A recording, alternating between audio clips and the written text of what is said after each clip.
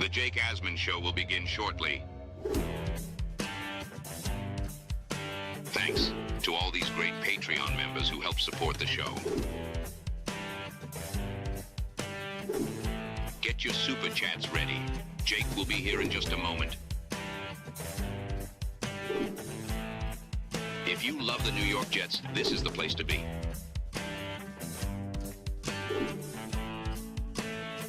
And now, the Jake Asman Show. Aaron Glenn discussed the Jets roster earlier today. He didn't say a whole lot, but what he did say, we will react to. Dylan Tereman will join us to break down the latest. It's the Jake Asman Show. Let's hit it and get it started. Joining us right now is a new member of the ESPN family. He's with Nobody gives a shit. Oh, that was great. That was perfect. Nobody gives a shit. The 2025 New York Jets season is officially here. Can Aaron Glenn lead the team back to the playoffs and finally deliver on the promise this roster has shown? Every step of the journey, the Jake Asman Show will have you covered, breaking down all the storylines, every game, and everything in between. Please subscribe and hit the like button below. Super Chats, baby. Cut the line. The Jake Asman Show starts right now. Oh, yeah. Here we go. Welcome in, everybody. Smash that like button if you haven't. Make sure you are subscribed to the channel as we talk Jets each and every day, twice a day, Monday through Friday, and post-game shows after each and every Jets game. Let's say hello to a good friend of the show. You have to subscribe to this guy's channel as well. Dylan Tereman, DT, joins us now. Dylan, the initial 53 is set. We got some waiver wire claims to discuss. How we feeling? I'm feeling better today. I almost flooded the second floor of my entire apartment complex crying over Jamal Pritchett and Quentin Skinner, but brought my mop bucket today, cleaned up the mess. They're back on the practice squad, it seems. So all is restored in the world. I'm happy to be here, man. Asmaniacs, what's up, you guys? You guys are A1 since day one. Jake said it. Go subscribe to the channel. We're 169 subscribers away from 1,000 to that next threshold of monetization. So really fired up, hoping we can make one final push before the Steelers game next Sunday. But, dude, this is the second to last show for you and I together before the Jets play the Steelers. I'm fired up. Let's go. Let's go. We certainly do have a lot to talk about. Let's start with the news of the day. So the Jets did make 3 waiver claims. Tight end Jelani Woods, linebacker Cam Jones, offensive tackle, is it Issa or Essa? And then it's Pole or Pole. I defer to you, Dylan, but these are the 3 players. I think the most notable one by far is Woods, the tight end who's been with the Colts the last couple of years. He is a freak athlete, 100 RAS score, but unlike, the other tight end the Jets employed, Zach Kuntz with his 100 RAS score, this guy's actually made plays in the NFL. He just has dealt with a lot of injuries the last 2 years. Yeah, he was definitely the one I'm the most intrigued about. I still have to go back and do a little bit of work on Cam Jones, the linebacker, and Essa Pole. That's how I'm saying it. Essa Pole both from Kansas City. So it helps with the all 22 film review. You can just cut on the game. And when you're watching offense, you're looking at Pole. And then when you're watching defense, you're looking at linebackers. Jake, I'll ask you this. We swapped from a Kuntz to a Pole and a Woods. Should we be concerned, or is he able to sleep peacefully now? It's a great question. We might have to ask him. I'm excited. Woods is going to be the guy I think most people are going to gravitate towards of the 3 because, one, you're going to see him most on game day. He's not going to be inactive. There's a chance Cam Jones is still inactive until they figure out what's up with Weston versus McCrary Ball versus Zaire Barnes. And then Essa Pole, you just hope you don't have to see him, but everything we've seen analytically, whether it's Michael Nania, Dom C's stamp of approval guy, like a lot of positive signs to come out of the offensive tackle. Well, what's interesting, and someone in the chat I want to give some credit to, Jay Maggs said this. I noticed this as well. Chiefs fans, very salty about losing both those guys. And typically the fans know a lot about like the bottom of the barrel roster players. Like they're the ones watching these preseason games where these guys are out there. They're the ones following the training camp tweets from their reporters every summer. So the fact that the cheap fan base was upset that these players were claimed by the Jets, I don't know. That's not analytics, but that's not a bad thing necessarily. It's how I look at it as a fan.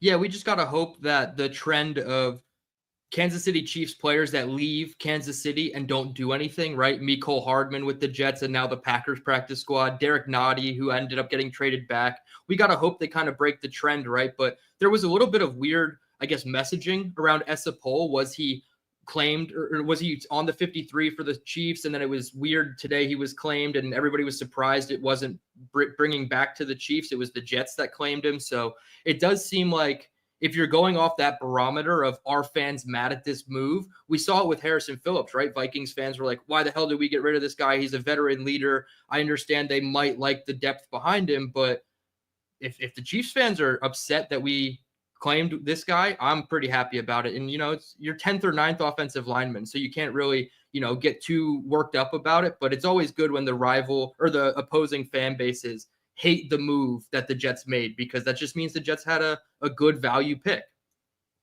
You want some other news involving the Jets?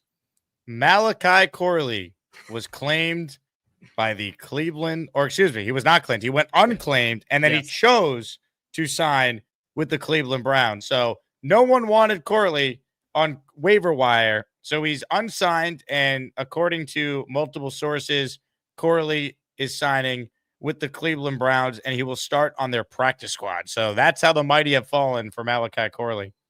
I would much rather be on the New York Jets than the Cleveland Browns entering 2025. That being said, obviously Corley didn't clear waivers. There was the rumor maybe Saleh wanted him just because he was the guy that drafted him, or, maybe the Steelers would sign him because he was Rodgers' guy at one point. But yeah, he doesn't go claimed, and then the Browns sign him, and they probably will eventually put him up to the 53. It's just, the Jets weren't going to bring him back to the practice squad. We kind of felt like that ship had sailed. So if they can get anything out of Malachi Corley, good for them. I don't want to sit here and do the whole Browns fans are going to do a victory lap the first time Malachi Corley catches a touchdown pass. That's fine. It just wasn't going to work here. How's Elijah Moore doing for the Browns? Oh, wait. Exactly. It's better to just move on and just, cut ties completely, not sit there and stare at the box score or, refresh the Browns feed during their games just to make sure he's not doing anything. So I was a huge Malachi Corley fan. I'm sure we talked about it in the pre-draft lead up entering this draft, even though he was last draft.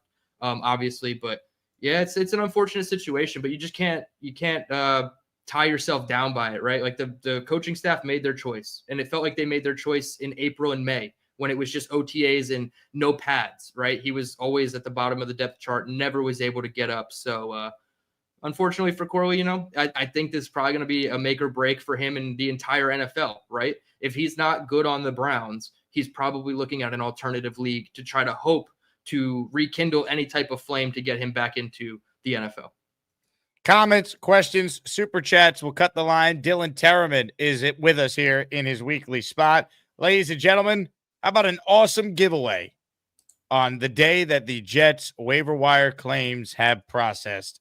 We will raffle away at the end of the show a signed jersey by Jets legend, Mr. Third Down, Wayne Corbett. So if you enter the raffle today, you're entered to win that. If you don't win, next Monday on the show, our weekly raffle continues with a signed Justin Fields jersey, a signed jersey by each member of the Sack Exchange. And I added a third prize, signed Sauce Gardner jersey. So we're up to 3 weekly prizes, and we'll give you a chance to win a Wayne Corbett signed jersey at the end of the stream. What I want to do right now is actually listen in to Aaron Glenn's press conference from earlier today. He was asked questions about the roster. He was asked questions about planning for Pittsburgh. And he was asked about the center battle, Dylan, which we certainly will get into. This was Glenn earlier for those who missed it. Then we will break it down on the other side. Man, this has been a really good process as far as trying to get the roster to 53. And listen, we know it's still fluid. And then making sure that we look at how the practice squad is going to go. And it's been a really good process. Obviously, it's my first time going through this process. Mougey's first time going through this process, as the GM. But it's been outstanding. And I give a lot of credit to the scouts. I give a lot of credit to Mougey and how we handle this process. And it's like, again, it's still fluid, and we're still looking at guys. The guys that we have claimed, Esapool, a tackle, developmental guy, which I think he has a lot of tools. Look forward to working with him. Cam Jones he was with Kansas City, a linebacker. Very productive player, very productive. I'm looking forward to him getting with these linebacking crew and really making noise on the special teams for us. And then Jelani Woods, a huge tight end that's going to help us as a blocker and as a receiver. So looking forward to those guys getting here. Again, this is still a fluid process. We're going through a lot of things right now. But I like exactly like how we handle this this process. So any questions? So you haven't decided on the 3 corresponding moves yet? It's still fluid. Still fluid. What made you feel comfortable with Gibson as the punt returner? It seemed like there was a competition there between Pritchett. Yeah. Listen, Pritchett did a really good job for us. But there's more than just the preseason games that everybody sees. There's a ton of practice time that that Gibb has done an outstanding job. We counted most of his reps as far as a punt returner, and I think he was 145 strong without dropping a punt, and actually catching it the way that I see that a punt returner should catch it. So I feel really confident with him in that aspect. And man, he is dynamite. When he gets an open field. So. It's always hard when you come to these things, but, man, there's more to it than just looking at that one game. There's a ton of practice time that you have to look at. What are your plans at center? Say it again? Your plans for the center position. I mean, To play a center? You'll start a center? Yep. Okay. Who is it? A center. Yep. Not saying. A center. How do you think that position battle played out over the course of the summer? It's still playing out. Can you go right off the ball like Thursday before game week without deciding? That'll be my decision. You said on Monday, I guess, still kind of training camp mode? Yep. Is that still the case? Absolutely. Absolutely. I mean, we're working against each other because we have a ton of time, all right, to get ready for Pittsburgh. And we are looking at Pittsburgh. But, man, I want to make sure that we stamp today as really our true last day of true training camp, that we finish it up like we need to. I don't want to miss a day. I don't want those guys to think, man, we're jumping to something else when we're trying to put a stamp on the things we want to create during training camp. What do these next 4 days look like for the staff and for the Yeah. players? So practice today. Tomorrow we have a luncheon with the players, and coaches and players will be off for a while. Come back Monday and get ready to go. Do you want them to get away from it completely, clear your heads, or you saying? Well, everybody's different. Right. And I've always said this, because I get this question a lot. I mean, do I get burnt out? You don't get burnt out on something that you love, so it's different for some people. Some people want to continue to look at their playbook and get going. Some people want to just, get away from it all, and I'm not going to judge anybody on how they operate that way. The thing is, once we get back Monday, we're getting ready to work. How are you with that as a player? When you have those breaks, and how are you as a coach? Well, it's hard for me to get away from it, but that's just me. I have to watch it some way, shape, or form. My family understands that also, So again, this is what I love to do. So again, it's hard for me to get burnt out on something I love. And when you look at going into next week and everything like that, what do you think was the biggest thing you accomplished over the last, 6 weeks, 5 weeks, whatever? That's a good question. The only thing I really focus on is making sure that everything that we talk about, going back from OTAs to right now, that we stamp. And I think on a number of things that we did do that. There's still some things that we have to work on, and I know it wasn't going to be perfect, but those things that we talk about as a unit, which again I keep to myself, I think we did a really good job trying to stamp some of those things. As you've gone through this process and had to make all these decisions with Mougey, how would you say your relationship with Mougey is kind of relevant as you've gone through all this? It's become very, very personal. Because when you spend that much time with somebody, you not only go through the football process and things like that, but as far as family, as far as how you operate just on a daily basis, kids, all that different stuff, that starts to get into the mix. So I think once you start to get into that arena with somebody, man, that relationship really grows. It really grows to a level to where the trust factor is just so high with each other that you can just do. You can get out of any situation no matter what, and that's one of the things that we pride ourselves for as an organization. No matter the situation, man, we can come out all right. Skinner, was that another tough decision, and what went into that? Every decision as far as cutting guys is tough. He made a lot of plays, during the preseason. But again, there's more than just the preseason games that you got to look at.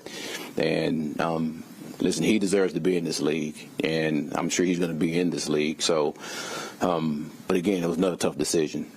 Anything surprise you in the last couple of days? You said this first time going through this process. Your reaction to it, or Not really. When it comes to surprising me, again, I've been privy to these conversations. I've been privy to understanding the process as it goes. You're just more in depth as a head coach and making these decisions. So I think everything was just status quo as I thought it would be. But it was good for me myself to have to go through these situations. Okay. Kind of a coaching philosophy question. Yep. Do you believe that, like, in your philosophy, the quarterback should be an extension of the head coach? And if so, how is he an extension to you? Well, when you say extension, that's a term that can mean a lot of different things. I do believe that the head coach quarterback relationship has to be on point.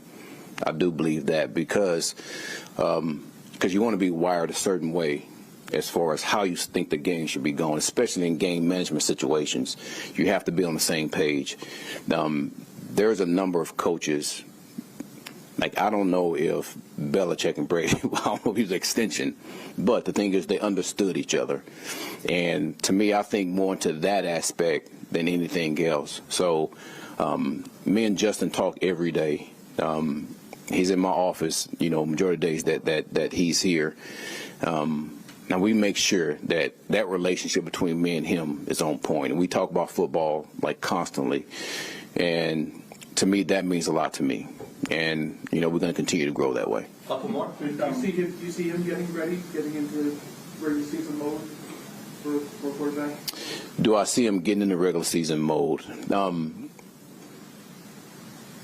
Again, as far as true Pittsburgh talk, very small conversations about that. It's been more bigger conversation on what we're doing right now as far as finishing out this training camp. I know for a fact that as we move forward, it will be. But he's getting ready to end training camp the way that I want to make sure we end it. Have you gotten a sense from Jermaine of just how anxious he is to be back out there after a year away from football? It's hard not to with that player, So, but you want players that you have to pull the reins back instead of telling them, let's giddy up.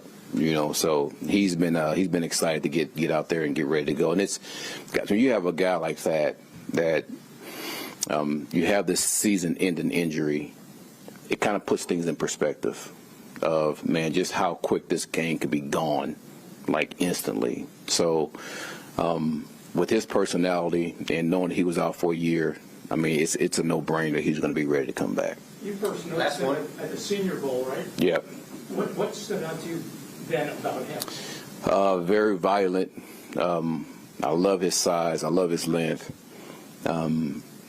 He wants to get after the quarterback. Like, he's one that really wants to get after the quarterback, but not just that. He wants to make sure he's doing a hell of a job when it comes to stopping the run also. Usually when you have a guy of that nature, either they're run stoppers or they're pass rushers. And he has a combination of both. So that stood out, like, big to me, when I first saw this guy. And then the mentality of how he's wired, like, that really stood out to me. That was Aaron Glenn earlier today being asked questions about the waiver wire claims the Jets made, being asked questions about why they ultimately went with Xavier Gipson over Jamal Pritchett for the punt returner battle. That and much more. Dylan, I want to start with the comments he made about Gipson. It basically sounds like to me it came down to the fact, who do they trust more to catch the ball on punts? They think that's Xavier Gipson. Glenn citing that they tracked all the punt return catches in practice, and clearly they think Gipson gives them a better chance to just catch the ball, but I disagree with that decision. I would have went with Pritchett over Gipson. Yeah, I personally would have picked the upside at wide receiver / special teams being Pritchett over Gipson. We did see Pritchett, however, fumble that one punt. He did recover it at the beginning of the game, and then he went on to have a very good game against the Philadelphia Eagles. But the second AG started talking about that, I said, one, did Saleh and staff ever count the number of punts their guys caught in training camp? I don't know, but to have 145 snaps or examples of Xavier Gipson being able to hold on to the ball in practice, that's great, right? I want the technique to be there. I want the experience to be there. And it seems like he's got that down pat. However, we're not this isn't our first look at Xavier Gibson. We've seen him since 2023. We've seen the 9 fumbles that Xavier Gibson has put on the turf. It's not necessarily just what we saw in camp or what the coaching staff saw in camp.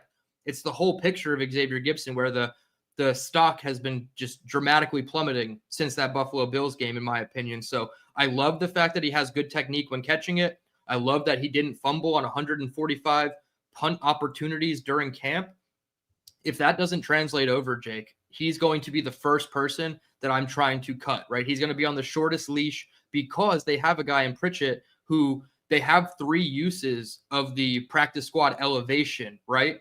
So I don't want to see them just call up Pritchett week 1 and then still trot out Xavier Gibson, right? I want to give Xavier Gibson at least a game. I'll only give him 1 game and I will already be ready to cut him.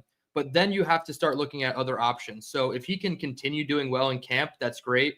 I love the fact that, Glenn is talking about special teams catching techniques, right? I feel like that's just so foreign compared to what we're used to hearing about. But when I did hear that, I did feel a little bit better about our disagreement, right? I disagree with the coaching staff. I've said it numerous times on your show and mine also. I don't care about being right? As long as the Jets are right, I don't care what I think. So prove me wrong about Xavier Gibson, or else I'm going to be saying call up Jamal Pritchett in week 2 against Buffalo.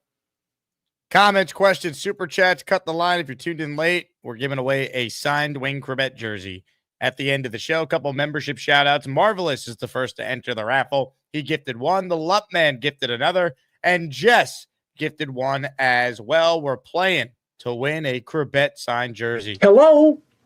You play to win the game. That's right. If you got a membership from any of those 3, make sure you thank them. The next thing I wanted to hit on, he refuses to name a starting center. I don't know why Glenn is playing this game of semantics when it comes to Joe Tippmann versus Josh Myers. Samini asked the initial question. For those who just tuned in, here's the short snippet of Aaron Glenn once again declining to name a starting center. What are your plans at center? Say it again. Your plans for the center position. To play a center. You'll start a center. Yep. Okay. Who is it? A center. Yep. Not saying. A center. How do you think that position battle played out over the course of the summer? It's still playing out. Can you go right up till like Thursday before game week without it deciding? That'll be my decision. Just name a center, dude. I don't know why we need to play games here with the media about Joe Tippmann versus Josh Myers. Yeah, somebody was on Twitter, I forget who it was, but they were, commenting about the exchange between him and Rich Samini. And I said that it seems like whenever Rich and AG have these moments, it's more playful than it is like disrespectful. So I don't want people to think like he's being disrespectful to Rich in that way. Do we know who the center is? I think we can both assume it's probably Joe Tippmann just based on what we've seen in July and August. But yeah, it is unfortunate when it's just like, I'm going to play a center. Okay, well, that narrows it down to the same 2 guys that you've always had in your competition. The only 2 centers on your team, Joe Tippmann and Josh Myers. I mean, I feel like it's a no-brainer that Joe Tippmann should start. I understand people don't love the snapping of Joe Tippmann. It's not 100% consistent. And in my last film dive, Fields versus the Giants, there were 2 snaps that Joe Tippmann had that were bad. One derailed the entire play. It was a screen pass to Garrett Wilson. It looked like an RPO where Justin had to go up for it on his tippy toes, Jake Asman style, and he couldn't get the handoff, so he threw the RPO in the dirt to Garrett Wilson. And then the second play was another run pass, but it was outside the frame of Justin Fields. Again, he was able to corral it and get it into the timing of the play, but 2 bad snaps, in one game is not good. And if you carry that over into the regular season, it's not going to help either. Again, I'm picking Tippmann over Myers. I still think he's a much better center than Myers is, but it's tough. I wish that we would just get a resolved issue on this one and Joe Tippmann just be named the starter. You can have all 5 guys in practice next week working with the ones. There's no cryptic tweets from anybody saying that, okay, we're seeing Tippmann with the ones on Tuesday, but Myers with the ones on Wednesday. You won't even see it because the reporters aren't allowed to watch practice once they start game week. So exactly. So we're never going to find out who's with the ones anymore, but I would hope that early next week, we got Tippmann as starting center confirmed. I think it's going to be Tippmann. I just think when Glenn does that with the media, it's only going to put him in a tougher spot if this team stinks. they're not like, you're not going to get the benefit of the doubt. Like they're going to, you know what I mean? So it's like, you better win games, because if you're doing that after losses, the fans who are like, yeah, he's giving it to the media, like screw Samini and Costello and the beat. Yeah. Like you're not going to care about that if they're losing and he's trying to be upset at a press conference question after a brutal loss, you know? So there's a give and take with that. As far as what you said, I agree. I think Tippmann's the center. The only caveat is John Simpson didn't practice today. It doesn't appear like it's anything that will keep him out of week 1, 11 days from now. But if Simpson doesn't play, you already know what they're going to do. They're going to move Tippmann to guard, and Myers will be the center, because that's what we saw this summer when the same thing happened when Simpson had a different injury a couple weeks back. Yeah, and a back injury for a big man who's over 300 pounds, I mean, we don't have to explain that could take a while, right? And there could be flare-ups and there could be setbacks. So it's unfortunate, but we already feel like we've seen the proactive plan in place, right? I mean, we don't have to go across the whole board, but it seems like if a tackle goes down, AVT is going to that spot, and they're just pushing each guy out one spot. And then if John Simpson gets hurt, all you got to do is move Tippmann over, move Myers up. So if the guard goes down, I'm less scared. But if a tackle goes down, dude, if we lose Olu Fashanu, right, for even 2 games, you're moving 5 guys on your offensive line. AVT's going to left tackle. John Simpson, I guess, is the only one that's not moving. So you'd have to do so much roster like jumbling with just one Fashanu injury. So you're mixing up 4 offensive linemen if you get one injury. But we've seen them kind of be proactive about that. Maybe the depth of Essapool and Max Mitchell they feel more confident in, but we're probably 1 injury away on this offensive line from just going right back to, okay, possibly 13 combinations in, 17 weeks or whatever it was last year. That was just abysmal. So I'm a little worried, but yeah, I think Tippmann should ultimately be the guy. And Simpson is the guy I'm watching for. Phantom Green and White entered our signed Wayne Corbett jersey raffle. Thank you, Phantom, for supporting the show. Mr. Magoo joins the raffle with a $10 super chat. He says, I like Donovan Edwards. Well, Donovan Edwards, I believe, was claimed by the Commanders, so he's going to their team. He might be on their practice squad. I'm not sure of all the details, but Donovan Edwards, correct me if I'm wrong, Dylan, claimed that he's on a different team. Yes, he is in Washington. You're correct. He's on, I believe, their practice squad with the potential to be elevated again because they traded away Brian Robinson Jr. So there is the possibility that he climbs up their depth chart a little bit faster, whereas here he was no better than running back 5, behind Nwangu, and then the 3 guys at the top that we already know about. So it's just a matter of opportunity for Donovan Edwards. I kind of say he's Bam Knight 2.0. I think it's somebody that we fell in love with in July and August, and we're overrating, to the highest degree as Jet fans. And I just don't think he's going to burst and be this NFL high-quality running back for a long time. So I'm not too worried about Donovan Edwards. I'm so glad they chose Nwangu with the special teams upside, especially considering they kept Gibson over Pritchett. So Nwangu makes me feel a lot more comfortable, and he's still a good damn running back in his own right. Like, he was running the ball better than Donovan Edwards after the Packers game. Here's the practice squad that we know of for the Jets. You can see some of the names here. Quentin Skinner is on it, which is a good thing because Glenn mentioned that he thinks Skinner's an NFL player. Pritchett, all the concern about losing him, they're able to still keep him. So, look, Xavier Gibson's dealt with injuries. He's dealt with injuries this summer.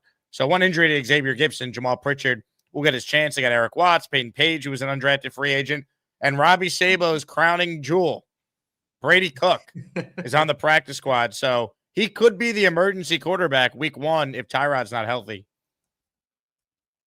Yeah, Brady Cook being the emergency third quarterback is not, necessarily ideal. But I think I said it last week when I was on with you guys. If Brady Cook, or if the third quarterback is needed by the Jets, right, if Fields is hurt and Tyrod's not ready, they're going to find a street free agent quarterback before they play Brady Cook, in my opinion. They're going to go out and get a guy who's like of the level of Tommy DeVito, and it seemed like they were really in on DeVito. So I think they would definitely look elsewhere before having to suit up and start Brady Cook.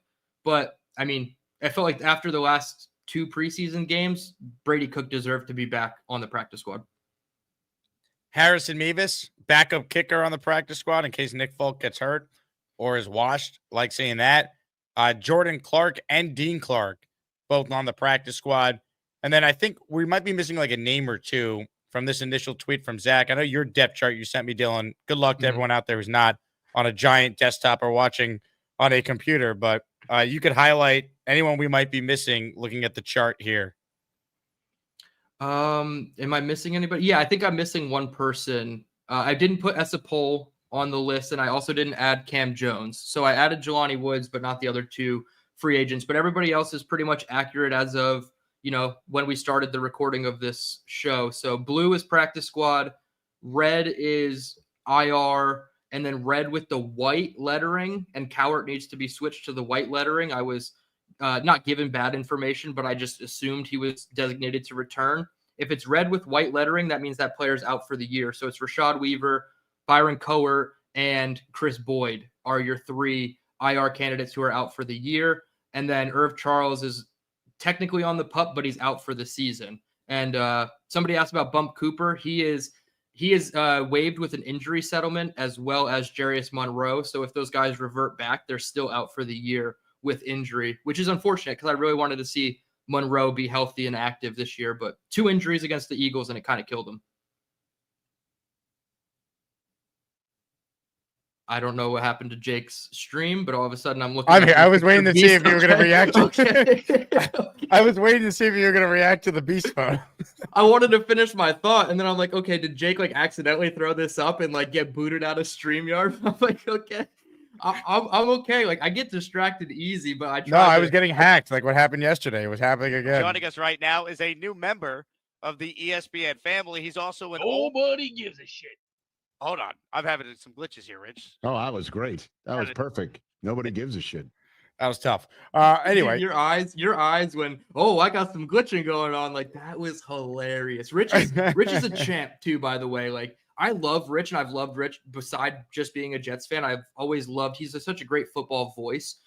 Dude, that interview, you killed it. But that first 10 seconds was hilarious. And I'm so glad he just rolled with it. He's like, yeah, nobody gives a shit about me.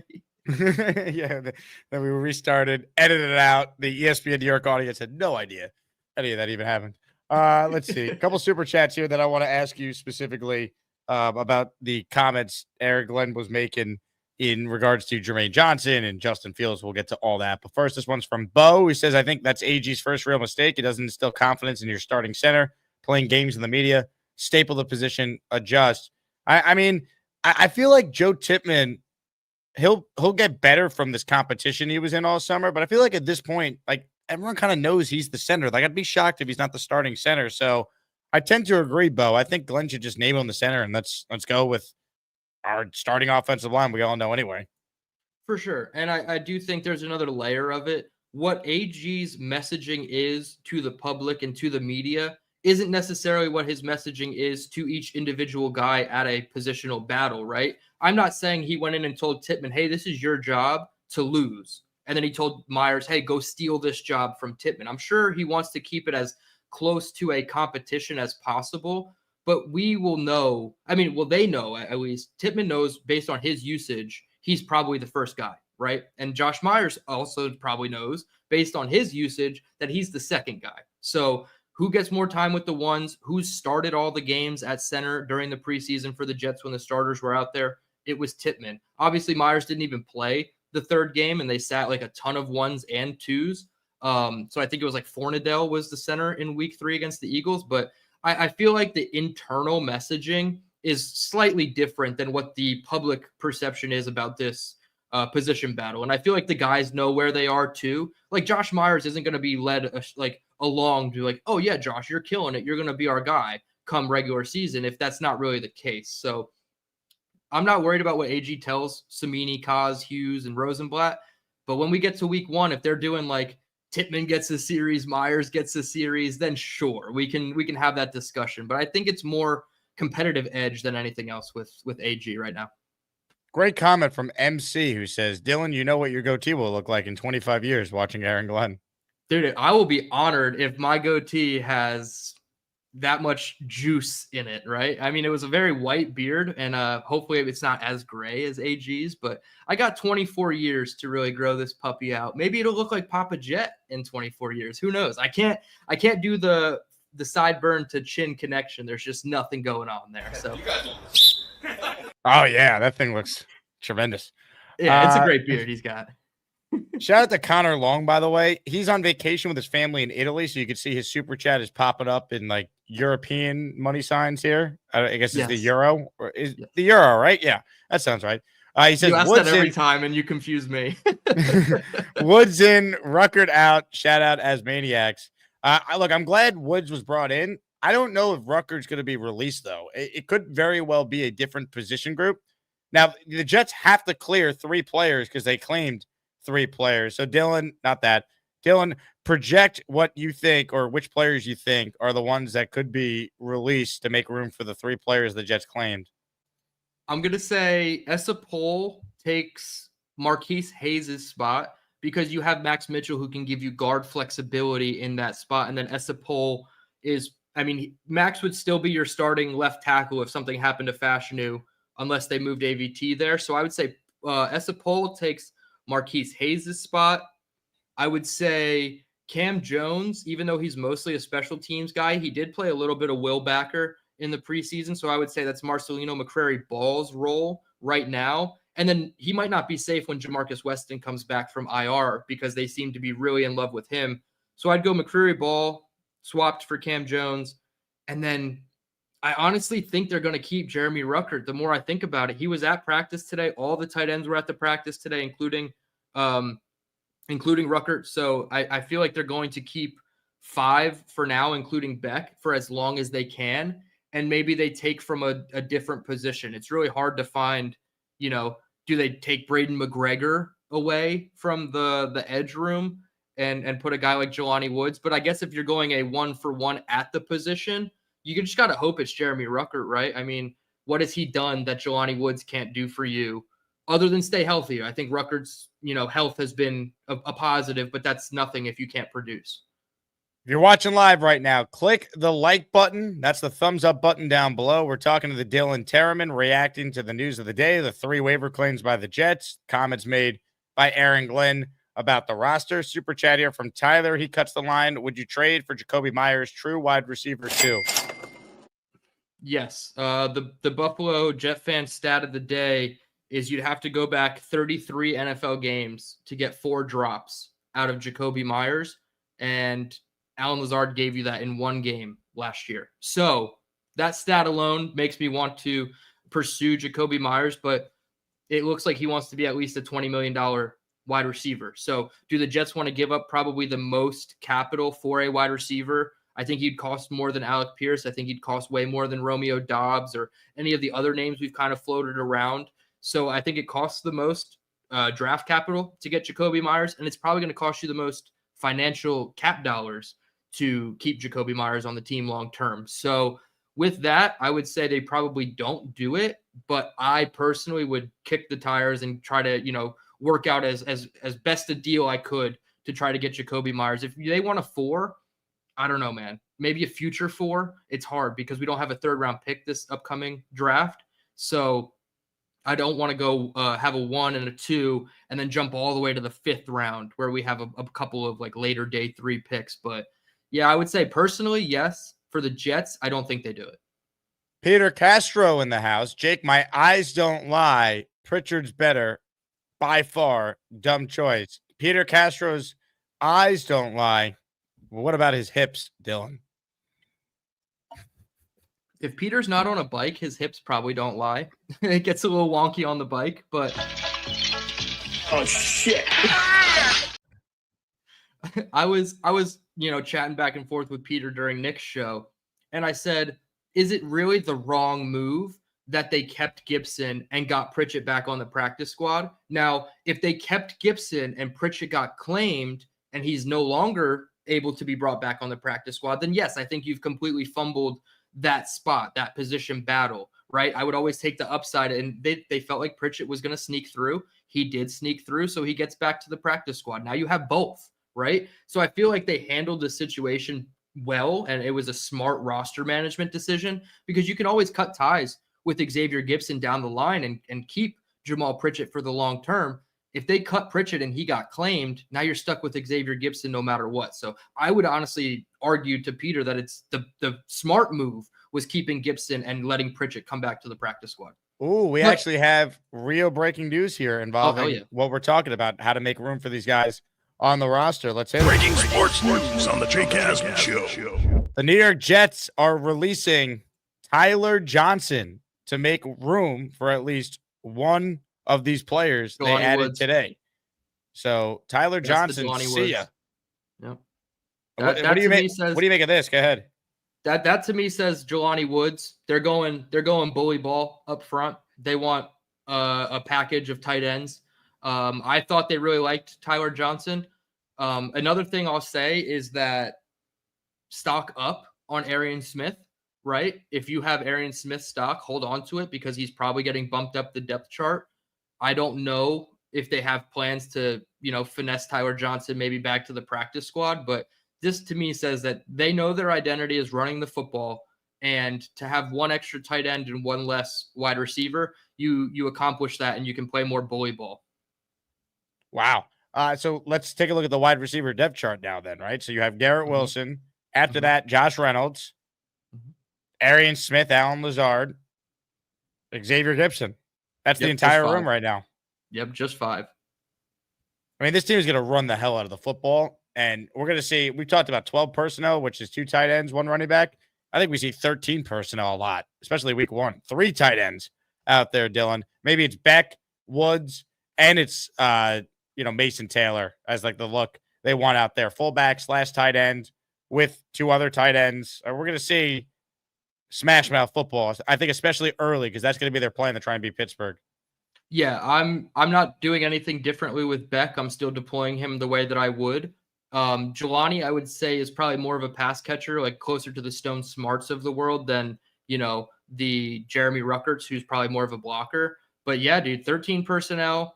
Maybe they get crazy and they go 14 personnel, right? You get Beck and Brees or Allen in the backfield, and then you have 3 full-on tight ends like Ruckert, Mason, and Jelani, or Ruckert, Mason, and Smart. Like, they're going to get creative with these packages, and it's meant to have larger guys on the field. So if you want to go like a pseudo 12 personnel with Garrett Wilson and Stone Smart as your receivers, and then you have Taylor and why am I blanking? Woods, and then you have your running back in the backfield. I just think it allows for more unpredictability with your personnel groupings. You can show one look that's really run heavy and still pass out of it, right? So I think it just lends to the versatility and the unpredictability of this team. If Tyler Johnson's on the field, dude, we know what the play is, right? It's probably a play action or it's a pass. So that to me shows less predictability and more versatility. More breaking news. Breaking sports news on the Jake Asman Show. Samini all over it. Zaire Barnes and Marcus Hayes released as part of the moves the Jets made today. So they claim 3, which means you need to obviously trim your roster by 3. So see you later, Barnes. Maybe they could sneak him back on the practice squad. Hayes, who made the team, bit of a surprise. He's not a rookie. He's been around. I think he was on the Niners practice squad. Has kind of worked his way to making this team. Maybe he's a practice squad guy. And then we just talked about Tyler Johnson. So Jets add 3. They must lose 3. So Woods, Jones, Pohl, all on the team. Barnes, Hayes, Johnson, all released from the team. Dylan, your thoughts on Barnes and Hayes being the other 2 players that are being released? Yeah, we talked about it like just a couple minutes ago, right? I said it's either McCreary Ball or Zaire Barnes, depending on how they see special teams with the position. I feel like they felt better about McCreary Ball than they did Zaire Barnes on special teams. And perhaps they feel better about Cam Jones on special teams than either of those guys. So it was either a McCreary Ball or Zaire Barnes to me. Pour one out for Buffalo Jet fan. He's definitely in his feelings about Zaire Barnes not making the team. He thought he had a really good practice, that legacy practice that AG talked about, where we're not cutting anybody yet. You still have a practice to show us what you can do. And Zaire Barnes made the team, but now it's not looking like he's going to. Does he even come back to the practice squad? I don't think so. I feel like his time was all but lost here with the Jets. It felt like he couldn't really make a team or make the roster. And then Marquise Hayes, yeah, I said it before. It's either Mitchell or Hayes. Mitchell has way more flexibility. Esapol is definitely more of a tackle-only type of guy. So you get rid of Hayes and you can slide over Max Mitchell to any really 4 spots on the offensive line. He plays everything but center. Not well, but he plays every spot but center. So Marquise Hayes doesn't surprise me. Barnes doesn't surprise me. The only one is really the tight end for Tyler Johnson swap. Ladies and gentlemen, the Jets are back at 53 players with these moves that they have made today. We're talking about all of it. Dylan Tereman is with us here, and Julian just gave himself 5 opportunities to win a signed Wayne Corbett jersey at the end of the program. Hit it. Hello? You play to win the game. We're playing to win a Corbett jersey today, baby. Mr. Third Down, big fella with his super chat. He cuts the line. Jake, when are you going to join AG? Dylan and myself and the goatee gang. Gibson on this team is ridiculous. 9 freaking fumbles. I saw a stat. I think Nick Faria might have had it. Over the last 2 years, Xavier Gibson has 5 punt returns for 20-plus yards and 9 fumbles. So he had the forever moment week 1, 2023. Since then, not much. I would have been totally fine moving on from him, but obviously Glenn and company feel like he catches the ball better than Pritchett does at this point. Answer the first part of his question, Jake. You know, I have a question that I need some info on before I can respond. Is what you have, isn't that considered just a chin beard? It's not a goatee, is it? I would think the goatee is like the you gotta have this, you gotta have the mustache part too to be a goatee, yeah. I thought. Yeah, this shit doesn't connect, Jake. Come on, I just talked about the lack of facial hair. It doesn't. But Glenn just does the chin beard too, so it's yeah, big. Yeah. You got a true goatee. I feel like this is like what Dylan and Aaron Glenn have. It's just a chin beard. It's just half of it. Yeah. I sometimes some people refer to it as the Billy Goat if it gets a little too long, right? Then I transformed it into the Dilly Goat and tried to like rebrand it as my own. But yeah, no, it's definitely not a goatee. That would be the whole thing, I would assume. And this shit won't connect until I'm probably AG's age. Gator, I have a chin landing strip. That's phenomenal. The old chin beard, as they refer to it as, the old chin landing strip, apparently. Human Fun says, get a Sharpie. Yeah, right. No, it's not even a chin strap, Jets Worldwide. That would be the skinny little thing that goes all the way around. There's no strap here. Pause. Beats Custom Kicks. Kyle checks in. He's in the raffle for 2. Hey, Jake, DT, as always. DT, great as always. So what is the percentage we bring in wide receiver 2 and edge rusher depth? Look, the wide receiver 2 is a lot harder to do. If they needed another edge rusher, please, for the love of God, sign Zadarius Smith or Jadeveon Clowney. I've been screaming about Clowney for months. I would prefer one of those 2 guys too. Why is Tyler Barron on this roster? I feel like he's a guy you could have put on the practice squad. And I feel like you've been using the term on scholarship for a little bit. So I'll just use that one here. He's basically on scholarship until they add a new guy. So I would like Smith. I would like Clowney. I don't really want any of the cut down edges because like how much of an upgrade are they? And like I want a guy who's clearly better than Michael Clemens. So make us an edge 3 type of guy. I would be so happy. Wide receiver, we talked about a little bit with Jacoby Myers. If I had to put a percentage on a trade for a true wide receiver 2, I'm honestly putting it at like 10%. I don't see it. Tyler Johnson was considered their 3rd wide receiver for most of July and August, especially after the Lazard injury. So are you even finding a guy that you like better than Lazard at this point without giving up a ton of capital? So I would say 10% on a wide receiver 2 and hopefully a lot higher percent chance on an edge rusher because that's going to make or break this defense right now. Until JJ's 100%, we need a guy who can give you something in the run game, but also get after on 3rd and 8 because outside of the Packers game, there was no pass rush. Speaking of 10%, if you want 10% off Beats Custom Apparel shoes, code JETS1, that's the number 1. Go to beatscustom.com. Shout out to Kyle. He's watching the show. That was his super chat. And these are the shoes that he sent me. Brand new sponsor. Support a local family-owned Jet business. Beats Custom Apparel. I'll be rocking my kicks for week 1. Jets Steelers, 11 days from right now. Robin Boy says Jets finally need a Kyle Brady at tight end. They need a legit blocking tight end. I have not watched a lot of Jelani Woods since he's been in the league, but I remember he was a guy a lot of Jet fans wanted a few years ago, and I think him, Beck, with Mason Taylor, those should be the 3 playing over Ruckert and any other combination. Like I'm good on Jeremy Ruckert. I like the Jelani Woods move a lot. Yeah, the only unfortunate thing with Jelani Woods is that we haven't seen him in 2 years because of injuries, right? He had 300. I can't hear you still. You can't hear me? Can the chat hear me? Is it me? It might be you. Chat, can you guys hear? Beast, can you hear Dylan? I think the chat can hear me. Can you hear me? Dylan, Beast? are you clear? Are you good? Check your volume. Yep. Check your volume. I think my volume's good.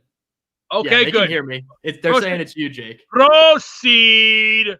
Oh, it's me apparently. Yeah, I think Hold it's on. you. Hey, Beast, you're filling in for me. I'm going to reset my browser. I don't know what's happening. All right, start at Control Alt and Delete. How you doing, Mr. Dylan?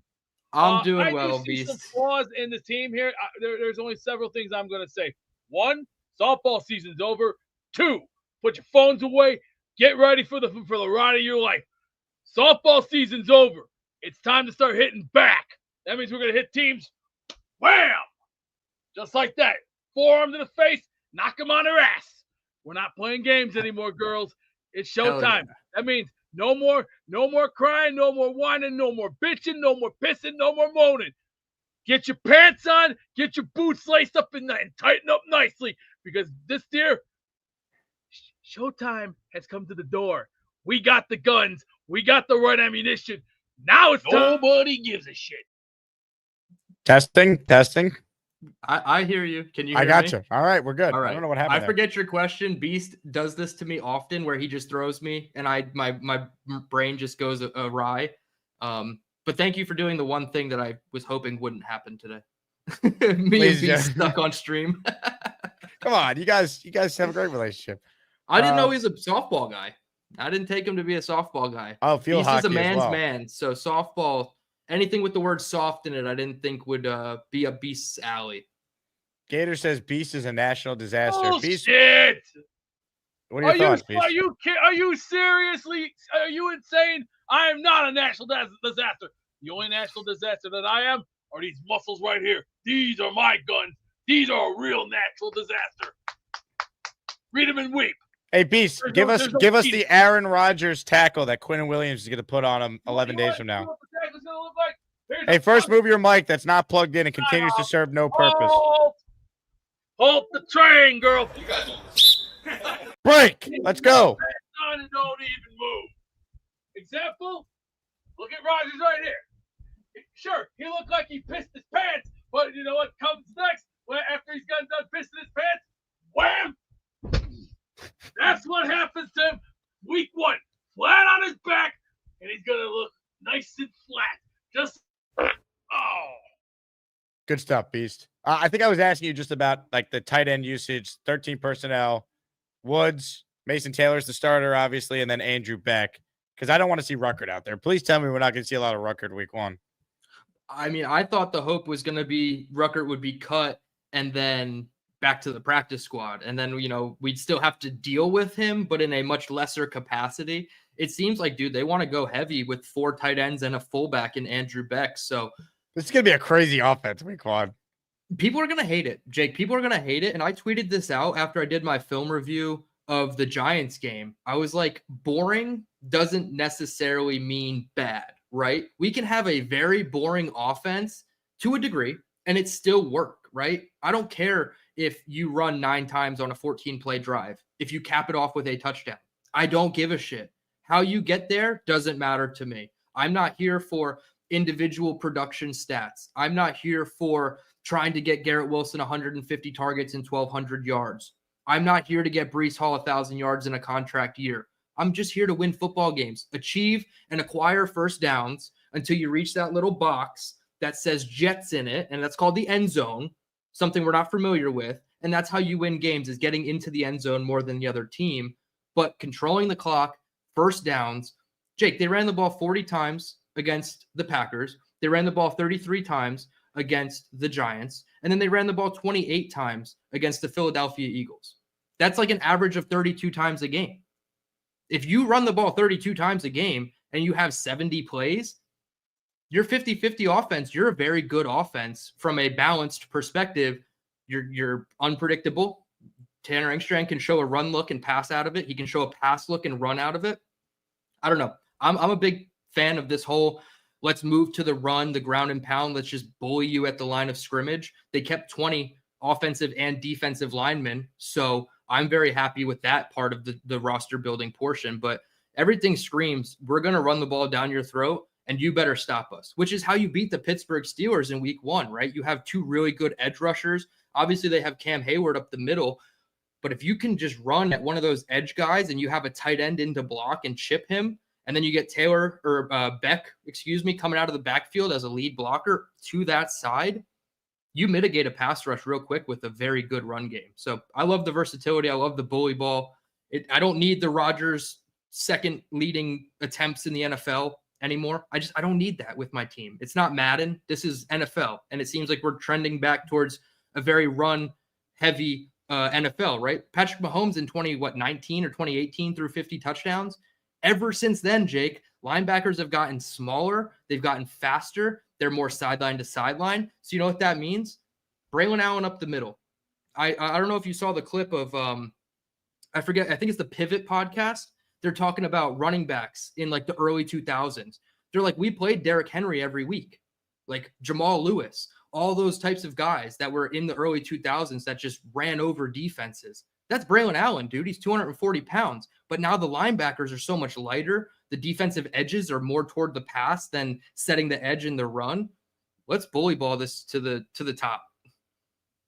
Ladies and gentlemen, Dylan Tereman with us in his weekly spot. And to quote Snowball in the comments, I'd love to be a boring team of winners.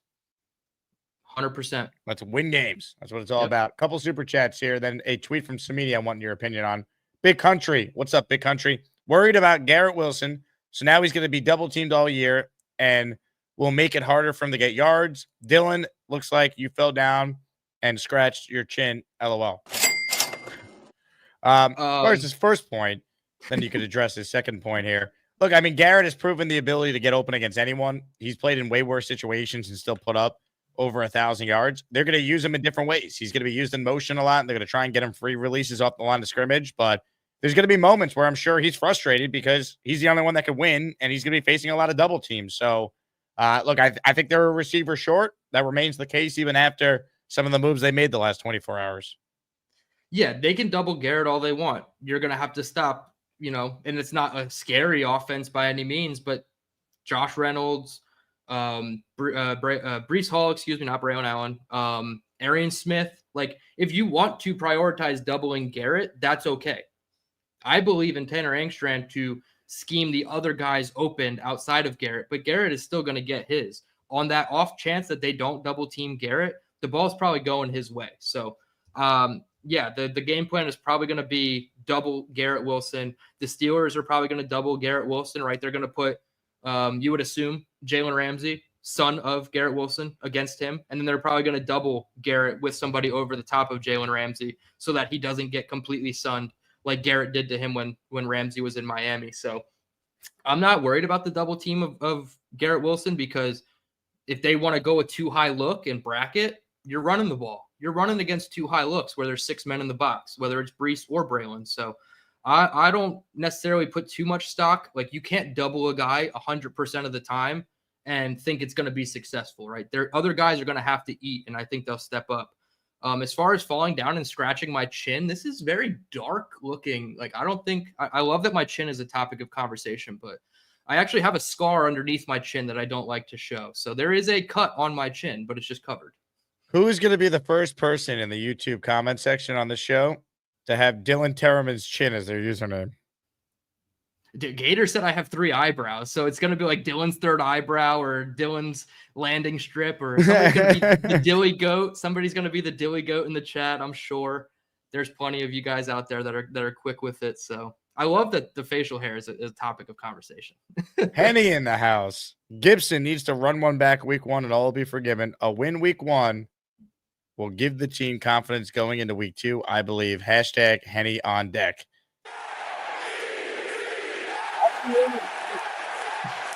Hope you're right. The Hennessy tradition started when Henny guaranteed a jet win over the Bills a couple of years ago. And you know what? They won outright as like a 12-point underdog that day. So, look, they're only a 3-point underdog at FanDuel Sportsbook for week 1. But this is not going to be an easy game. I think the Jets can win. It's not going to be shocking if they do. But this is a big game. It's only week 1, but it means a lot more, I think, from the Jets standpoint than the Steelers standpoint. Yeah, the Steelers, they can they can lose week 1 and not suffer a wrath of narratives, right? Even with Aaron Rodgers in the fold, because he'll get the benefit of the doubt. Mike Tomlin will get the benefit of the doubt. The Jets, AG, Justin Fields, there's no benefit of the doubt anymore. If they lose week 1, whether it's by 1 point or 52 points, it's going to be full of narratives. Is AG cut out for this? Is Justin Fields actually the guy? We'll get, weekly updates about Garrett Nussmeier and Cade Klubnik and Lenora Sellers on our timelines. So we won't get the benefit of the doubt. So that's what makes it almost more of a must win than anything else for the Jets. Like, dude, I can't go to Tampa week 3 and meet up with all the great Asmaniacs and be facing 0-3 down the barrel. Like, I don't want that.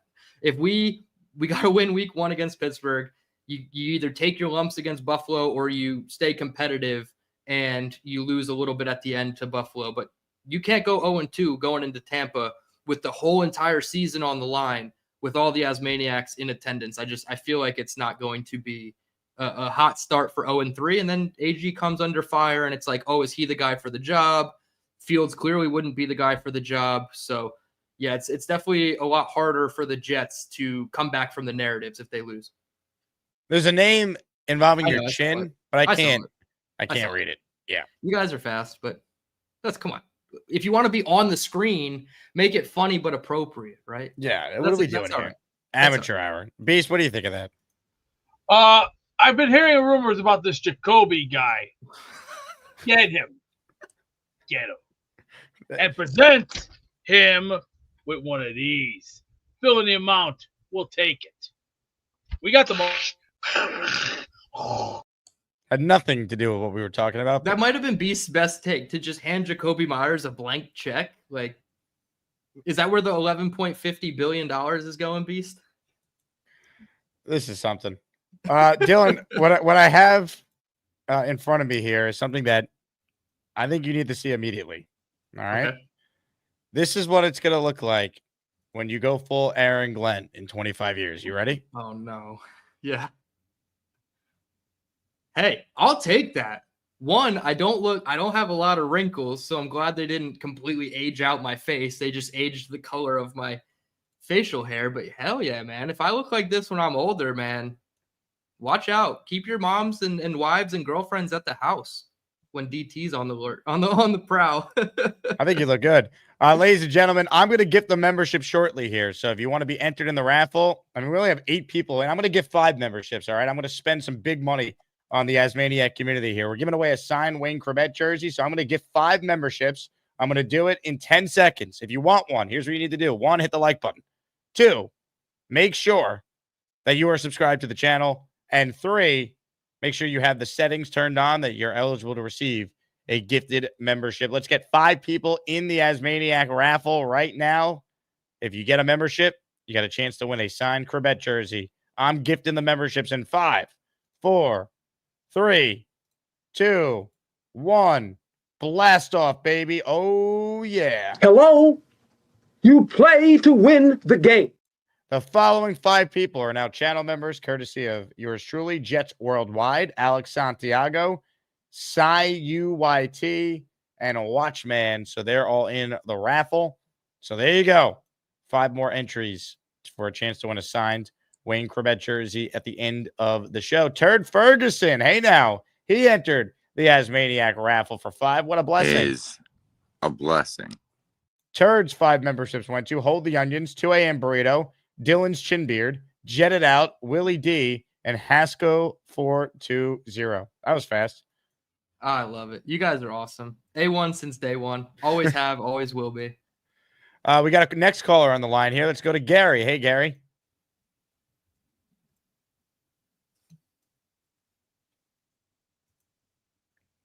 We're pointing at nothing. Somebody said that they hope my facial hair doesn't look like Gary's. I guess I don't look at Gary's like facial hair enough, but I don't think I want to look like Gary. Let's be honest. Somebody said he looks like Caitlyn Jenner mid transition earlier in the week, and I don't want that. OG Jetman, you're in the Asmaniac raffle for 1. Love that.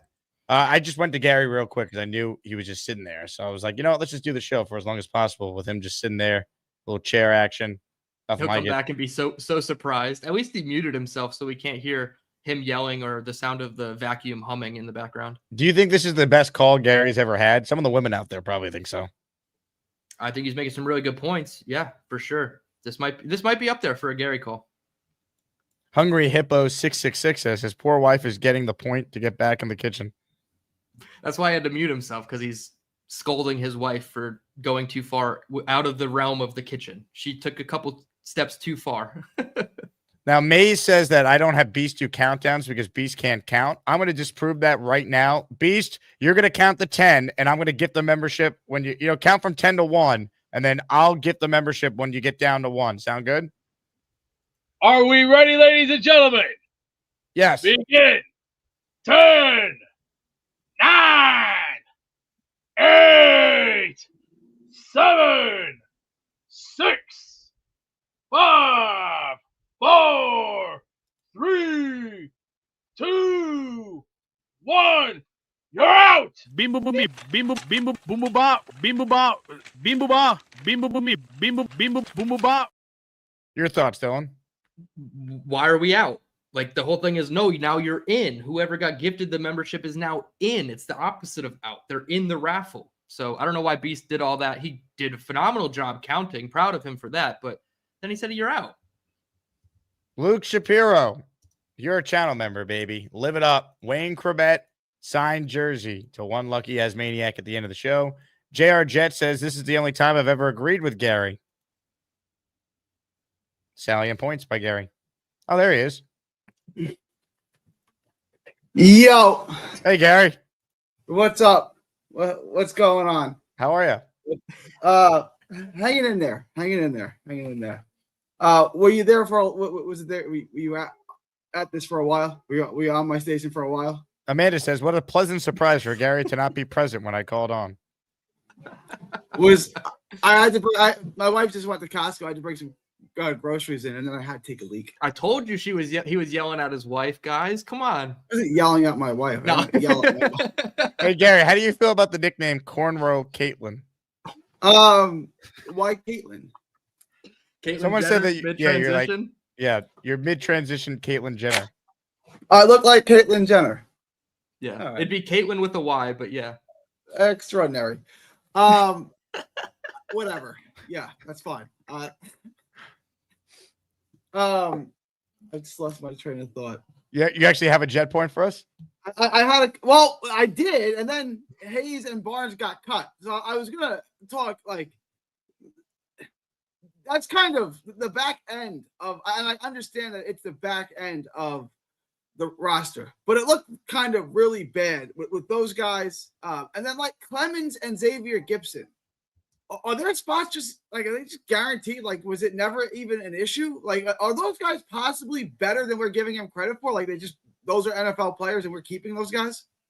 Well, I think Clemens is better than the other edge options. That's why I've been screaming for them to add, Zadarius Smith or Jadeveon Clowney, because Clemens is going to play a lot more than any of us want him to right now with Jermaine coming off the Achilles.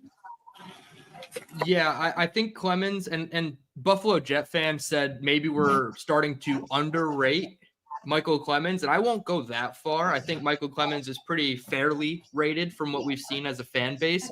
It's just one of those, there's going to be 2 or 3 guys where the coaching staff leans toward experience over upside, like they did at wide receiver, and we're just going to disagree with the coaching staff. And unfortunately, we just have to hope that they're right and we're wrong.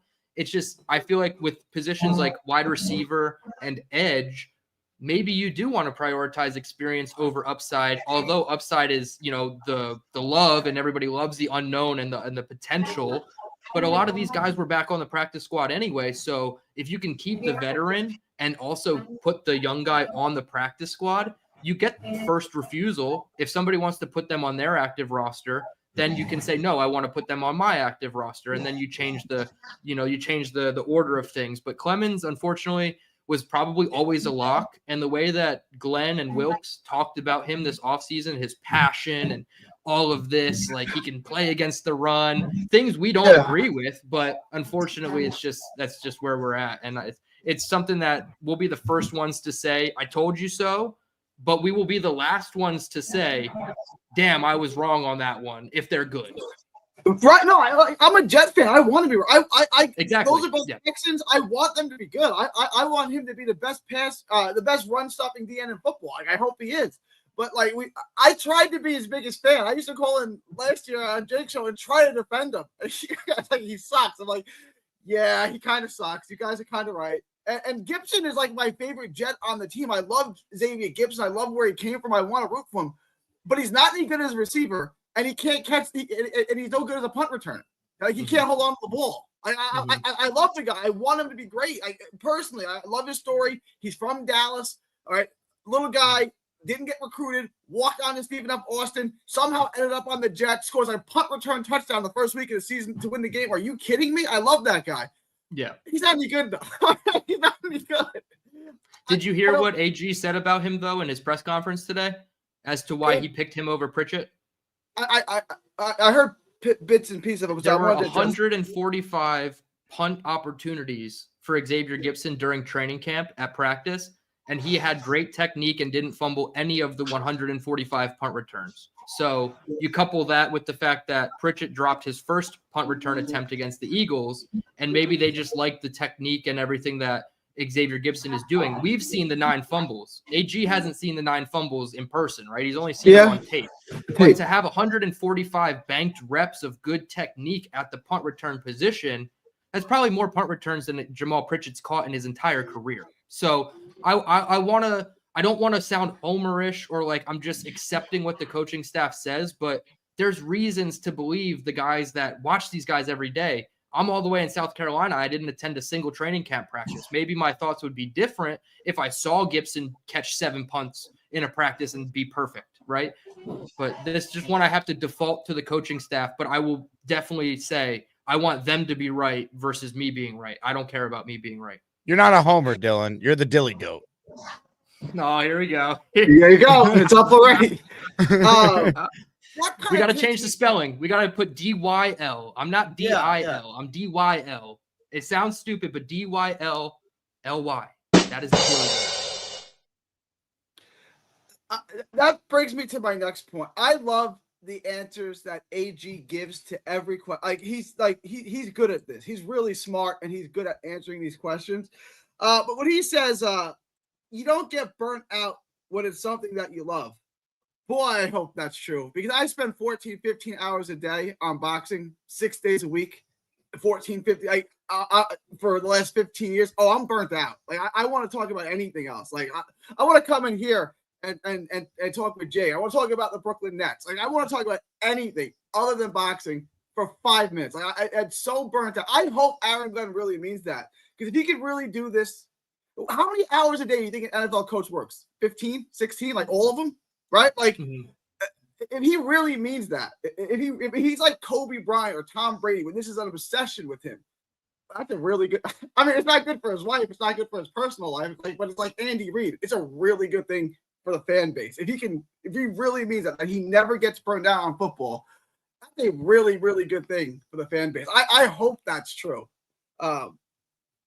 Because I'm sure he loves to go home and just decompress and not talk about football with his wife for a couple hours. But I love that mentality from AG, to be able to say that I love my job. I don't get burnt out. Hopefully that is the same mentality he has in 3, 4, 5, 6, 7 years down the line when he's still hopefully our head coach. But it is good to hear those things come out of AG, or like the whole Jets chant at practice, and it really hit him that he's the coach. Like, little things like that give you so much like built up confidence, like banked confidence in your head coach. So I loved that quote. It was one of my favorite quotes from the entire press conference. I was just watching the Cowboy special on Netflix about Jerry Jones. So Jimmy Johnson's wife said he spent too much time on football, so he just got rid of his wife. I'm not saying Glenn should do that. I'm just saying, like, that's the level of dedication. It's like, you think I spent too much time on football? Okay, you're gone. Right? Like, I don't want that for Glenn, but like, Jimmy Johnson got Super Bowls and national championships, right? He won because of it. I'm not saying it's a good thing or a healthy thing. I'm just saying, as a fan, you gotta love what you do, and that's the biggest thing. AG was quick to give up his business the second he had an opportunity to get into scouting and coaching. Right? He was like, "Screw this! I want to go back into football." So, the wife stands in the way a little bit. You gotta see you later. It's priorities, I guess. I mean, like, I would tell you to prioritize your family over football. But as a fan, I'm not going to get mad. Like, if you're that dedicated, I'll say that for the other 31 teams, prioritize your wives and kids and families. Yeah. But for my head coach, Jets are one.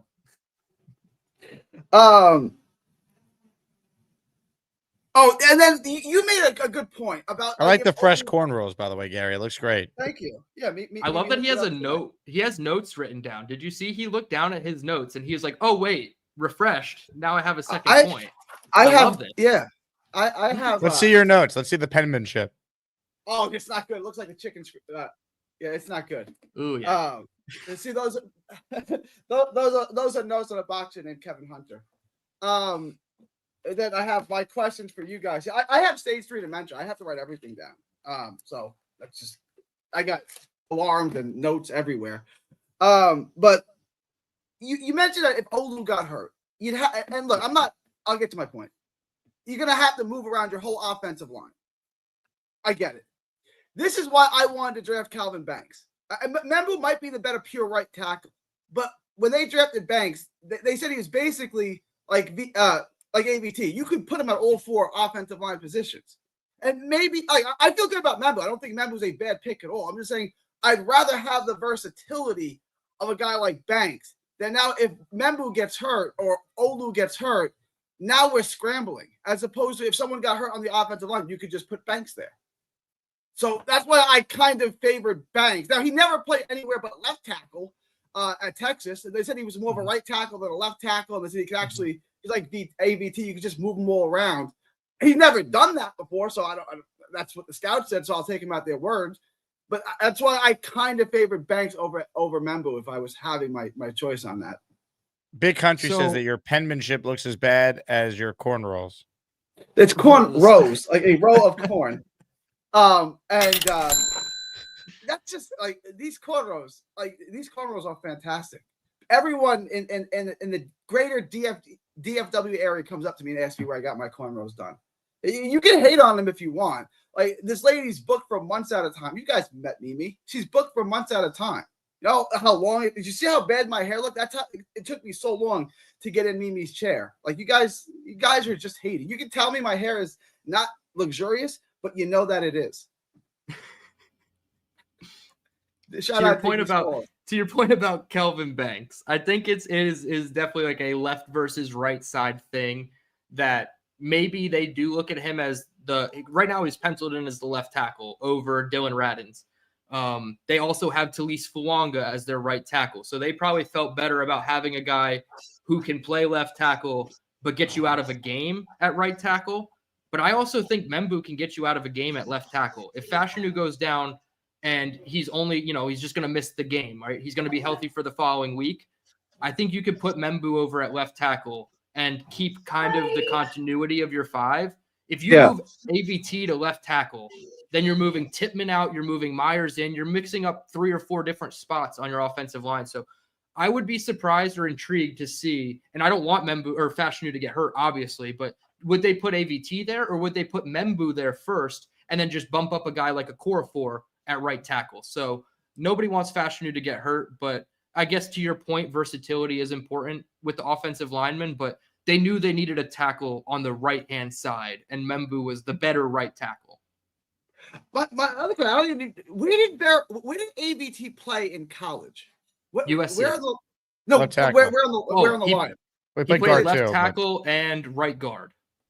And I think a little bit of left guard. How hard is that? I mean, it's got to be tougher than moving from left field to center field, right? Like, it's got to be a really difficult thing to do just to move around the line. That's why you don't see it that often, right? Well, and I love the discourse. I hate the discourse surrounding this specific topic because you ask guys like Duke Manyweather, who's down in Texas training with the O-line mastermind guys, and he'll tell you that some guys just can't do it, right? There are certain circumstances where a guy can flip over. AVT is one of those circumstances. I don't like when everybody's like, oh, he played left tackle in college, but he's just a tackle. So we can flip him over and no bumps in the road, right? No, it's a lot harder than people think. Your pass set, it's a completely different muscle memory. You take 700 reps at right tackle your final year of college, and then all of a sudden they're like, okay, go play on the left side. In the NFL, and you're facing faster, stronger, better edge rushers, it's not as easy as people think. So yes, There is the occasion where a guy can do it, but me personally, I want to see you at your natural position, and then let's start moving you around instead of just hoping we can flip you over. Breaking sports news on the Jake Asman Show. Ooh, this is a big one. Beastbreaker wrote in, I used to play center field in baseball, then moved to left field.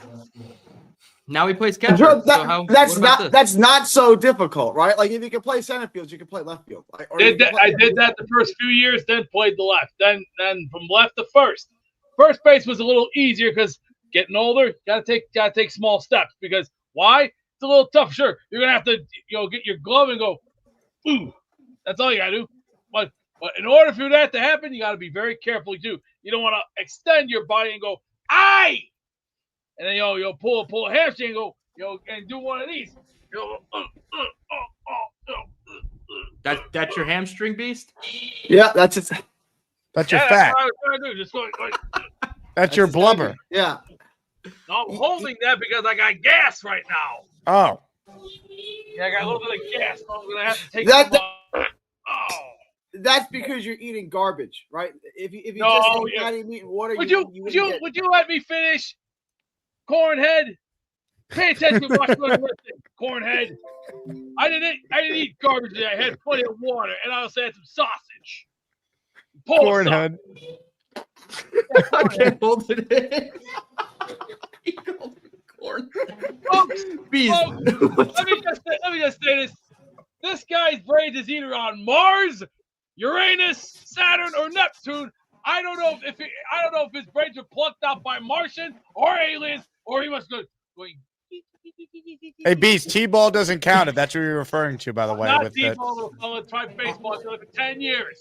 Beast, I'm actually with Gary on this one. If you listed all the things you ate in the last 36 hours, we would definitely get to the bottom of your stomach issues. It's always been my favorite thing because I've grown up with Polish sausage.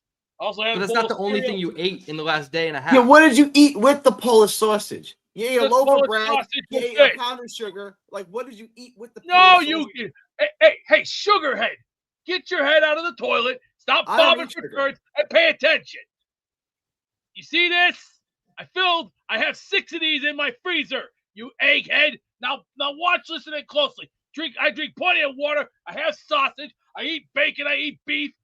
Look, man, get used to it. I'm tough and I know how to take pain. You don't know how to take it, Gary. You're not in my league, pal. Clearly, I'm going to push back. I don't think you can take pain. You stood up and had to hold your side. Yeah, you look like a man of Macho Man Randy Savage did the same thing when he had it when Fifth Floyd nailed his knee a couple in WrestleMania 8. How do you think I figure? It takes balls, it takes brains, and it takes gratitude and a little testicular fortitude to be a man. You did cry though yesterday, Beast, on the show. He's 5'7", 400 5'9", dumbass. And he's talking about having testicular fortitude and discipline. It's unbelievable. You look at the guys like Mick Foley. You look at Sergeant Slaughter. You also look at Andre the Giant. You also look at other guys like Mr. Perfect and the others that I've watched for many years. They had balls. They had the balls to go to. Maybe they did, and maybe I would listen people to them. with balls does not give you balls. There's not many men like me left in this world. You know why? Because today's men have no guts. Zero. You know why? They're too yellow. It's because they're in their closet playing garbage. Me, I'm doing my own thing. It's called live old school, die old school. Hey, what about yesterday, though, Beast? Yesterday you called in. Go look at your grandfather. Your grandfather wasn't 400 pounds. My grandfather was born here. His mother came from Poland. He was born in 27. See, 1927. My grandfather went through the painful times in the 30s when everything was a mess. Then him and his brother went to World War II. They also got out of the Korean War. They got out of Vietnam, and they both worked, and they did their job. When he went to World War II, he was born in 27. That math's not really mathing on that. Yeah, yes, it is. You don't pay attention. 40. Okay, how old was your grandfather? He had to be 18, right? Beast, you're making me agree with Gary, and I don't like it. I don't like this. Right over your head. You know why? Because why? Abracadabra. Not that. I'm talking home run right over Gary's head. Except Gary's head's like, whoops. Oh, the ball's over my head. Yeah, you're gonna need a credit card to get that over your head. See, you gotta play smart. If you don't play smart and you don't play straight, You're either ass backwards or you have your underwear on backwards. Hey, Beast, they're calling you Conehead. You have to be 18 to be in the military, yeah? Been there. He just done said that. his grandfather I was born in 27. That makes I did sense. my time. World War II ended in 45. I mean, I guess it's possible he served like a month My or two. grandfather was I in the suppose war it's for possible. many years. Then No, he got- that's not, no. Would you let me Matt says finish, you're wrong. Cornhead? Matt Hey, says Cornhead. you're wrong. Do you want me to send you a box of cream corn while I'm at it? Or do you? Or No, do you I'm just trying to understand. So your you're grandfather not was born in understanding 27. quite clearly. He because turned basically- 18 in here's you. 1945, and he spent many years in World War II, which is impossible because you can't be in the military until you're 18. So I need that squared from you first. Aliens, Pizza Gary, another soul for the trip to the alien world. Please, Gary, we need you for our trip because we are aliens.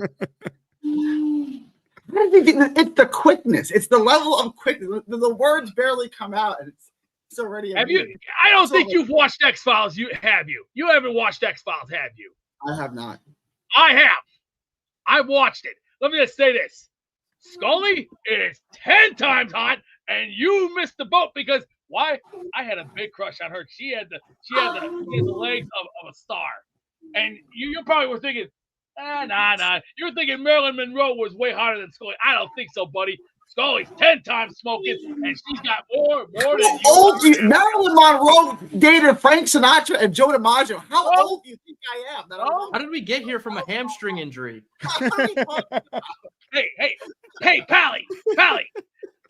Can I get you a parrot and you can probably talk to it and go, Polly want a cracker? Polly want a cracker? Gary, it's your butter, Gary. Hey, Beast, Mike thinks you're the short butterbean. Nah, I don't think so. Nah, I'm more your average Roddy Piper, Randy Savage, and Stone Cold Steve Austin combined. And those three had attitude. You know what? Attitude is the key to make it work. And if you want the Jets to win this year, you got to have that big 8-letter word. And you know what that word is? Attitude. Not soggy, attitude. Now go to the next caller. Let's go enjoy the rest of that day. And remember, folks, vote for you know who. That was How do you get through? a political endorsement at the end. That was quite Hamstrings to stomach problems to I don't know what the hell he was talking about to Marilyn Monroe not being hotter than another woman, like to vote Red MAGA hat. Yeah, to Red MAGA hat. Like full circle. Charlie from Always Sunny in Philadelphia at the whiteboard with all the strings. Like that is Beast's mind right now. It's just a complete scatter plot. That was that's got to be a 10 out of 10 call, honestly. Like he touched, and there's no alien. When he did the alien thing, that shit was so. He was hysterically crying yesterday because he couldn't see the YouTube chat, and he's saying he's a man's man. Being hard because you watched wrestlers who you quote as hard with balls does not give you balls through osmosis, right? Like, it's not how it works. Yeah. I can watch Aaron Rodgers film as much as I want. I can't go throw the ball 70 yards off my back foot. Yeah. I feel for the guy, but I feel a lot of it, he doesn't listen to anyone, right? And so it's like, that's how you got there. I have compassion. You get to live life once. You get one go at this. He's got to live it like that. I have compassion for him. I do. But like, you're the net result of all the decisions that you make. Like, I don't know what exactly his diet. But you could do better than that. Like, you could start listen to people who are in the position that you want to be. I'm not saying me, but I'm just saying like the people that you see in the position that you want to be in. Maybe listen to them. Like maybe see what they're doing and try to replicate that instead of just. That's how I got into the YouTube space, right? I watched guys like Jake or Ryan or O'Leary or Green Bean or, Ian from Jet Central Buffalo. I watched those guys and then I was like, okay, let me take a little piece of their game and turn it into my own game, right? Beast just. And if Jake gives you a tip and Jake lets you onto your show, you don't say, no, I do it my own way. It's like, okay. Yeah. Exactly. Yeah. Hey, Tyler Johnson to the practice squad, by the way, so he's still sticking around. Perfect. Gary, any final thoughts? That was extraordinary. That got me to talk about something other than boxing for 15 minutes. So I appreciate that, Jake. Thank you. Nobody gives a shit. I didn't appreciate it because it made me agree with Gary so much, but this is where we're at. Thank you, Beast. There's some talk of a new show coming out between the Dilly Goat and the Beast. Any thoughts on this? I look a lot younger than the first Dilly Goat that was put out there. I'm cool with it, man. It keeps me looking young. If Beast ever wanted to do a podcast with me, though, I don't know. It might be time to hang it up. Cleats on the power lines. If Beast wants to do a podcast with me, unreal. A couple super chats we missed during the chaos there, and then we'll start to wrap the show. Last chance to get in, and of course enter our Wayne Corbett jersey raffle. This one earlier was from Ryan, who says that we'll have back-to-back W's at MetLife and be traveling to Tampa 2-0. From your lips to God's ears, I think every Jet fan would sign for 1-1 going to Tampa. Just don't go 0-2. I mean, the week 1 is more winnable than week 2, but if you lose week 1, like, you have played the Bills well in your building the last couple of years. Like, it's early, things happen. The Eagles were 2-2 last year before it clicked. So just don't go 0-2. However they got to get that first win in the first 2 games, you got to do it. Yeah, if you're staring 0-3 down the barrel in Tampa, like that's a tough spot to be because it doesn't really get much easier after that, right? You have Miami, Denver, Dallas. It gets a little easier with Carolina, who's still not an easy win. And then you go to Cincinnati. So you can't start 0-2, man, because we just know what's going to happen. As Jets fans, we know all the narratives that are going to be out there.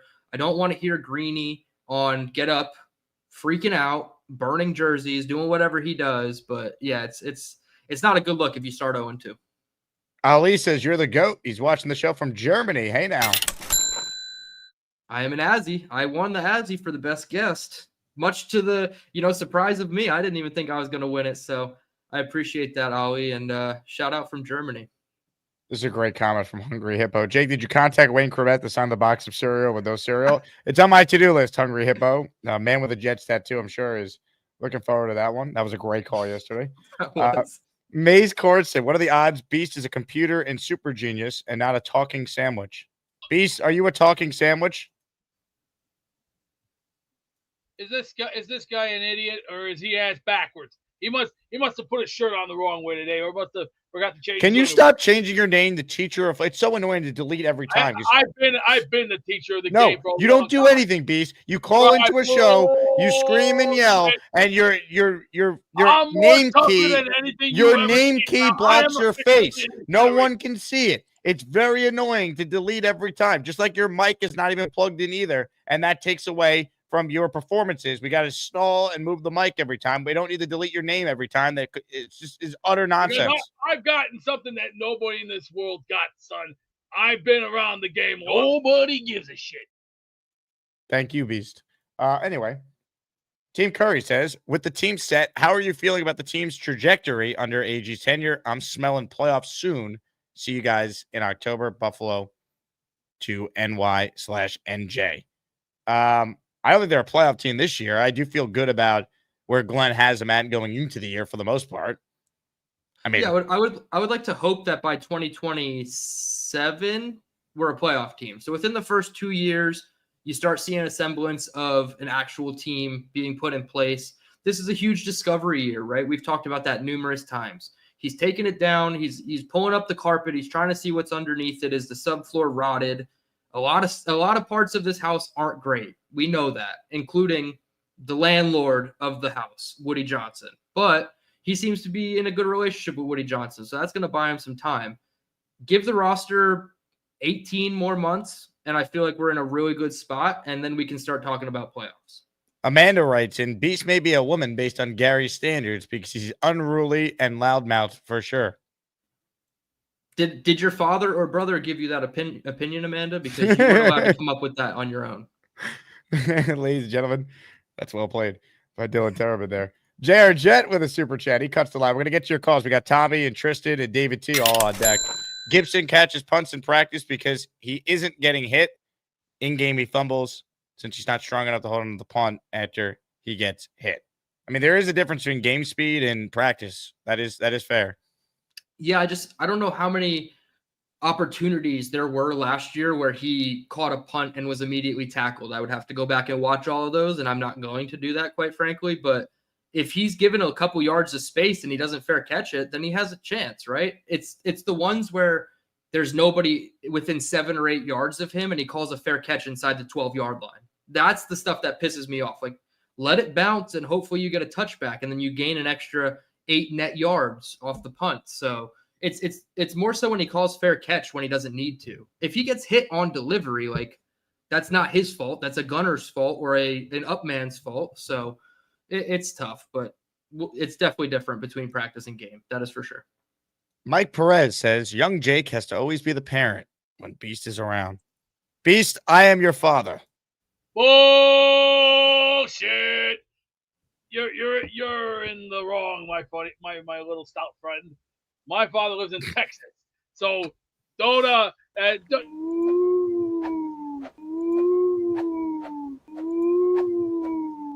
Beast, thank you. You're no longer friend of Nick Shine. You're Beast's little stout friend. Stout friend. More calls, shall we? Let's see if we can get through these last couple. Last chance to get in the raffle. Giving away a signed Wayne Corbett jersey coming up here. Tristan is up next. Hey, Tristan. Tristan? You know, I'm a big guy. Can you hear me? We hear you. Got you. Can you hear me? Oh, okay. I'm a big guy. And what a delay. Hey, whenever the Tristan, in comments 5 come minutes up when you hear this, I like your hat. I'll call back. Give me a second. I'm going to move over to the other side of the office. Tristan will go get better Wi-Fi. In the meantime, we'll say hi to Tommy. What's up, Tommy? Jake, DT. What up, Tommy? Yes, sir. What's good, guys? Let's get Tristan out there for our line, man. Tristan can play. He can. He's a big dude. I met Tristan in person at a tailgate 2 years ago. Let's get him on the line, baby. Let's go. Good call by Beast and Gary. Gary, the cornrows look good, dude. Cornrows look good. One Jets point, then like just one quick thing. I'll get to the quick thing first. My dad called me yesterday morning and he goes, "Don't look good for the Jets." And it's like first thing in the morning, like 9 o'clock in the morning, and I'm like, what are you talking about? He goes, I'm gonna place a bet right now on the under. He goes, you know how many wins the Jets are supposed to get? I said, what is it, around 5 or 6? I think he said it was 4.5 in Vegas, or he's in Asbury Park. It's higher than that. It's 6.5 right now. I was just in Vegas last week. 6.5. So he's gonna bet the under. And I made a personal bet with him that the Jets will win.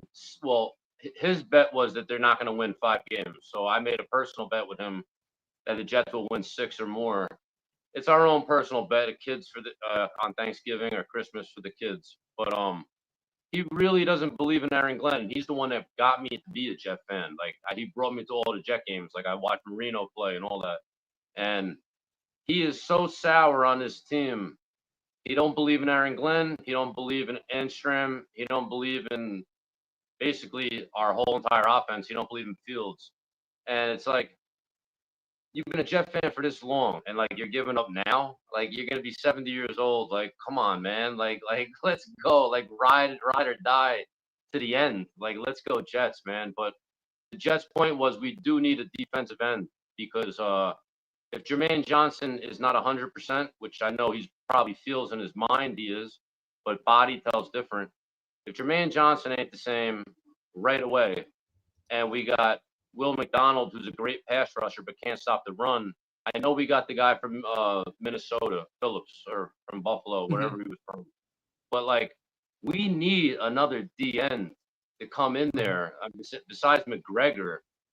And obviously, the guy that just keeps he commits penalty after penalty. Yeah, like, the guy's undisciplined. Like, how is Aaron Glenn going to preach we want discipline? I understand the guy's a freak of nature the way that he looks, but come on, we're playing football. We're playing a game where you have to follow by the rules. And Clemens obviously has proven for years that he can't. But your opinion, guys. Get the fuck out. I think if you look at the room with Michael Clemens in it, it's not great. And then if you look at the room without Michael Clemens in it, it actually gets worse, right? It's like Buffalo said it, and I hate quoting Buffalo so much, but he's actually a pretty smart guy. He said Michael Clemens might just be. Nobody gives a shit. I'm just kidding. I love Buffalo. 100%. But he might just be less bad than Tyler Barron and Braden McGregor. Right? I think that's what it is. Like Tyler Barron is only on this team because Darren Mougey used a 5th-round pick on him. Let's call it for what it is. Yes. And maybe Michael Clemens gets a little bit of a leash because he went to Texas A&M, same alma mater as Aaron Glenn, but he is our 3rd best edge as you look at this room. I don't want Braden McGregor's hand in the dirt on 1st and 10. I don't want Tyler Barron's hand in the dirt on 1st and 10. So just give me 72 until we find a placeholder. But to Tommy's point, Za'Darius, Jadeveon, either of those guys is a supremely higher upgrade than what we have now. Well said. DT, you need 30 seconds? Yeah, I need 30 seconds. I got to make a phone call real quick. I got to call somebody back. Beautiful. You're good. In the meantime, let's say hello to Tristan, who's once again joining us. Hello, Tristan. Hey, how's it going, Jake? In the other side of my office, I don't have Wi-Fi, so that's my fault. I should have known better. You're good, man. What's up? I was gonna say it was funny that guy said that. I was like, I'm a big, people make fun of me and they get in the chat and ask if I can play off of guard. Unfortunately, I'm 3. Guard days are behind me, so I take that as a compliment. I think we'll be pleasantly surprised if Darren gets to see the field with good coaching. I'm a Miami fan. I watched a lot of Barron, and I said he could do once he has confidence. It did take him 3 weeks where he got that confidence in Miami. Then our number 1 defense went down. He stepped in and he did a great job, even with bad coaching. So I could see that happening here. I could definitely see him climb that chart even after. Tristan, I was hoping your internet would kick back in, but it was choppy throughout. Look at they bring up Ricky NY Live Wi-Fi has returned. Chicken Jenkins Beast is better internet. Hungry Hippo could be good points. We'll never know. I think he was making good points. Look, there's legit concerns with the roster, the depth on the roster. I think it goes beyond just edge, and it goes even beyond receiver. There's an injury at linebacker, defensive tackle, not good. There's an injury to Garrett Wilson, not good. So there's some real concerns with just the depth on this team. DT, looks like we got more Jets news. Brandon Smith to the practice squad. Yes, the Jets just put out their official, article or whatever, listing 14 members of the practice squad. Entering the show today, we had 12 on the graphic. Tyler Johnson gets cut and then brought back to the practice squad. And then everybody's favorite, Brandon Smith, ends up back on the practice squad. So for all the bitching and moaning that we did over Skinner, Pritchett, and Smith, all 3 come back. So this is smart roster management by Aaron Glenn and Darren Mougey. I will not have anybody tell me otherwise, because you keep the experienced veteran who might not be the best, and then you still get the young upside guys to develop on your practice squad that you can still use 3 times a season. This is good roster management. I think that's fair. That said, they still do have 2 spots left, so let's see if they fill it. You could have the 16 players on the practice squad. Well, 17 because they have Leander Vegan as the exemption. So that's right, the international one. Yep. They technically have 3 spots left. And JD Surf City, Boog Smith is Arthur Smith. He is a UDFA linebacker. I loved the fact that we had guys with the nicknames Boog and Bump in our defense this year. Like, that's great nicknames. But yeah, Arthur Smith was a UDFA linebacker. This was just sent to me. Is this a real photo? I can't tell. That looks pretty real. I mean, the hair is on point. Are you freaking kidding me, buddy boy? Are you kidding me? Are you really kidding me? Get out of here with that bunch of BS. I am not a meatball. Hey, I eat meatballs as meatball subs.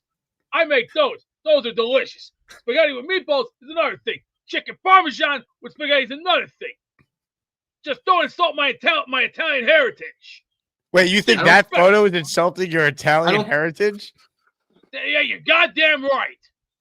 Gary, you're Italian. Are you taking offense to this? Not even remotely. I think it's funny. Meatballs is like my favorite Italian American food, so I'm not offended by this at all. And remember, he had to work very, very hard to get his Italian heritage. I was simply born with mine, but he had to work hard. Gary bringing receipts. You're a different person, except your brains are on Mars and half of the other brains are on Saturn. You know, the big ring of Saturn. Maybe one day I could be smart like you, Beast Breaker. Oh, maybe it's because I had my nose in the books. I can tell. I'm trying. In the words of Paul Creed, stay in school and use your head. Be a doctor, be a lawyer. Don't be a fighter. Because they make you smell and grunt. Now that is a hot take. Damn. Hot takes there from Beast. Anybody think to get this guy prescribed some Adderall so that he stays on topic one time? I don't know. This looked real to me. I'm glad Beast clarified it's not him. The complexion on point. The hair is on point. The facial expression, mouth open, ready to receive, on point. So, yeah, spot on. Tremendous. More calls right now. The Lup Man is next. Then we got PBM and David T still to come, and then the Raffle. Hello, PBM. Or hello, Luppy. You're on mute, Lup. Luppy, unmute your mic. You look like you're crying. I am. I was crying. Can you hear me now? I lost it on that one. I'm like, oh my God. I'm not a meatball. And then Gary's like, yeah, I'm really not offended. Oh God, you guys got me. You got me. Can I get a drop of me saying I'm not a meatball? And Gary probably would have been offended if there was some pasta mixed in with the meatball. Maybe that would be it. Or some chicken over the pasta. Yeah, with the pasta meat. I don't know. I'm still wiping my tears. That was hysterical. I totally forgot my point, but listen, God, how do I transition? That's kind of crazy. But seriously, though, listen, they're making the moves that they have to make. I'm okay with it. But we not have a Super Bowl roster. We know that. What we're doing is we're building a team and they're going in the right direction. And the fact that they got a little bit of offensive line help to make Tittman, the center, and then moving forward, they're doing the things they need to do to build a team. And I'm excited about the way they're going about business, and I want to see how they are on the field, and I want to see how tough they are, because that's what this whole thing is about, right? He's from the Parcells, regime, that kind of mentality. When he was in Detroit, and that's something that makes me excited. I want to see some hard-nosed football, and I want to see a team progress. And right off the gate, we do have to, compete, at least with Pittsburgh. That's one of those games that you have to win right off the bat. He's got to have a signature win, Glenn, for us to believe in who he is and what he's given to us. Because, Buffalo is a superior team. I hate to say that, but, we've beaten superior teams before, but that's down the line. We're going to talk about that later. But this team, there's nobody on this secondary roster, third string guys we're going to pick up that's going to put us over the top. I'm happy about Woods because, we did fill a position that, we needed in tight end that we all know Ruckert. I'm from Long Island, and I'm going to say Ruckert did nothing for us, and I'm okay with him going, and he hasn't gone, so I don't know what they see in him. But for me, I think the progression has to be there, and I like the fact that they were smart in releasing the players that everybody was upset about. They still came back, and where they're going to be on the practice squad. So seems like they have a good strategy. Sorry, strategy. You're dying over there, Lumpy. Yes, I am a little bit. You got me though. You got me. So I'm trying to. There you go, Lumpy. Don't do that to me. Enjoy, Lumpy. Oh my God! You get the fuck out. That's funny. To his point, though, I do think building the roster with young, talented players, right? And there was a stat that the Jets put out that it was like 48% of their roster is within the first 4 years of their NFL careers. And then 32% of the roster is within their first 2 years of their career. So I do think the smart approach of getting young talent. I love you, Jake. You're so awesome. This is great. I'm trying to give a point here, Jake. I'm sorry. I'm watching Lumpy just die off air. I'm like, I gotta put it back on. I can't see him dying off air. You can, so that's perfect. But obviously, Joe Douglas and Robert Saleh tried to build it the right way, And then when they saw an opportunity, they went and attacked quarterback. And then it became a very veteran-laden roster. They were just kind of all in, chips in the middle of the table, right?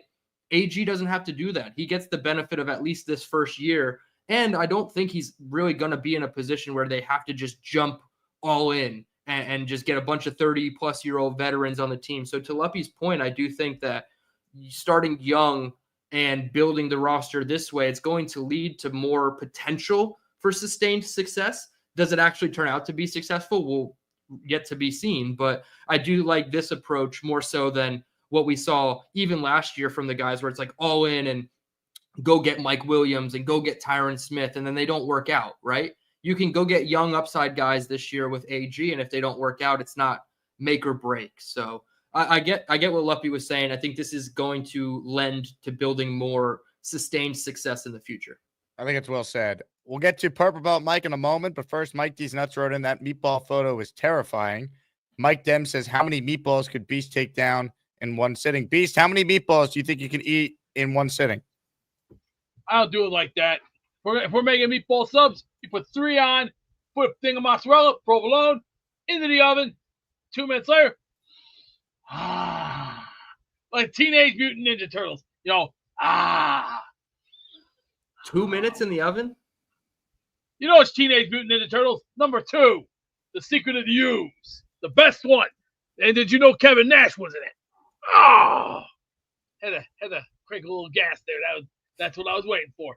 Now I'm not gonna say this again. Take that down. That's a little insulting towards my intelligence. This is not you? This is insulting. I find that rather insulting. Is this insulting to Gary? Hey, he's perfect now. He looks like the one guy from Coneheads. So wait a second. This is not insulting to Gary, but this is insulting to you.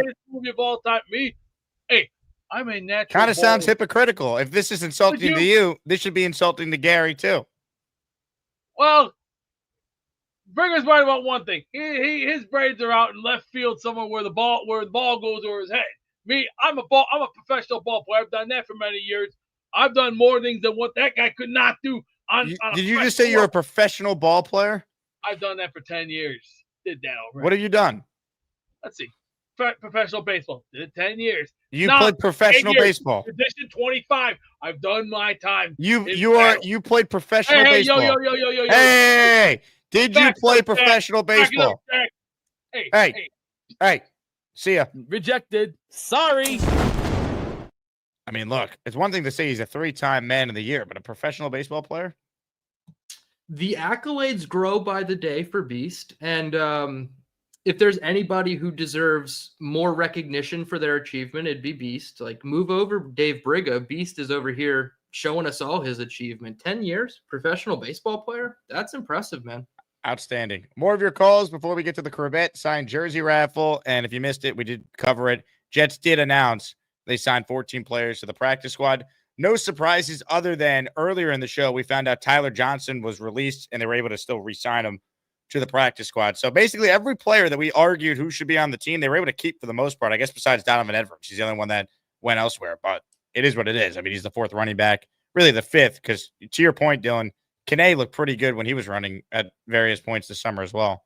Yeah, 100%. And the only other person that I would have liked to see maybe they did a little bit more with was, could they have flipped Jarek Bernard Converse for a 6th or 7th round conditional pick instead of letting him go? And he was claimed on waivers by Cleveland, luckily, but looking at Miami's secondary and their cornerback room, I was like, please don't let JBC go to Miami. Like, that's the one place I just didn't want to see him go. So JBC, it would have been, I would have tried to flip him for a 6th or a 7th round pick. But other than that, everything is basically on par with the consensus predictions about this team.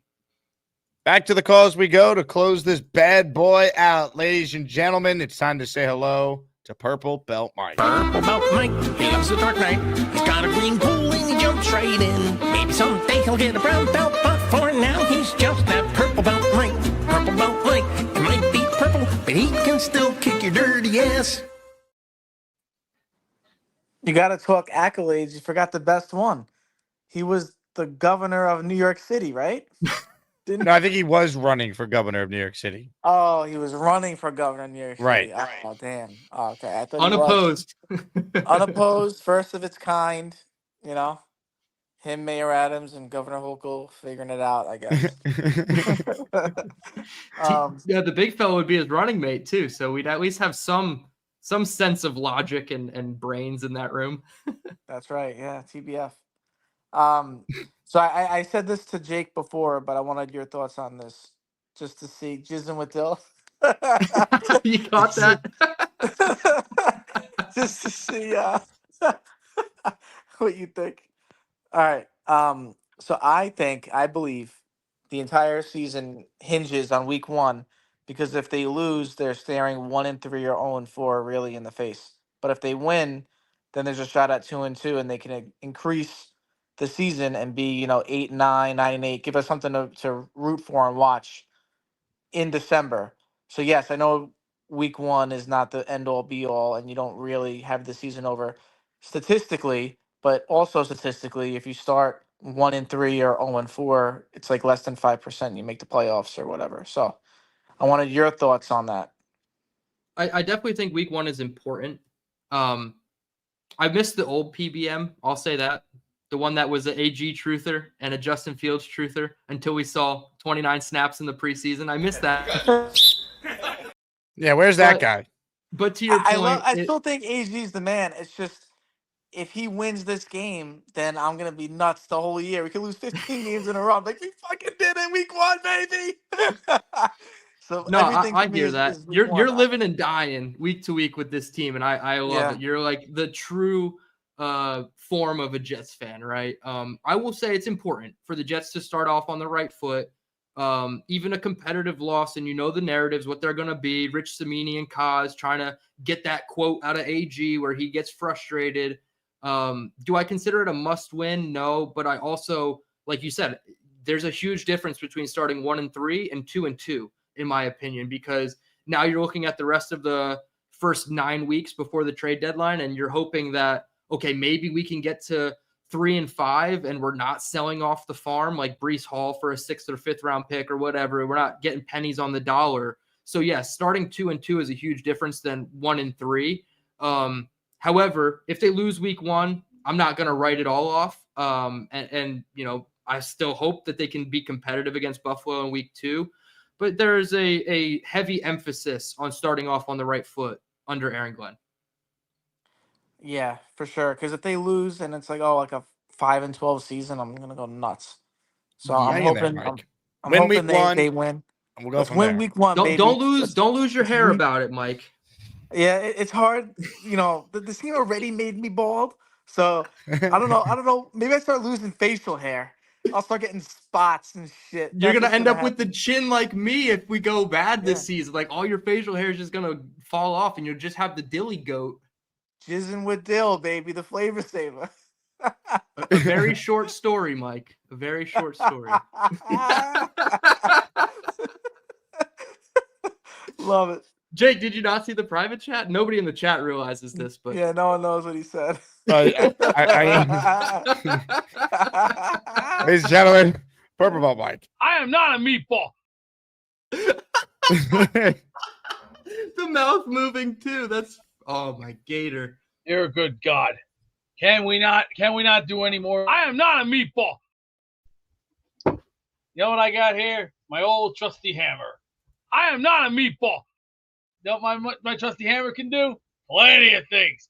See, this is my construction tool when I can fix things. See, this is a tool, a man's tool. See, I know how to use this damn thing. See, I've repaired a lot of things this year. That bed right there, that umbrella outside, and many other things. This thing's handy. I am not a meatball. Yeah, unfortunately, there's only a few that don't have it on this page.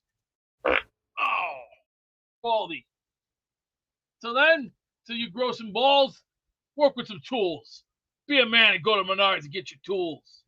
Enjoy the day. I am not a meatball. Thank you, Beast. As someone who works in construction, I want to see Beast effectively use that hammer.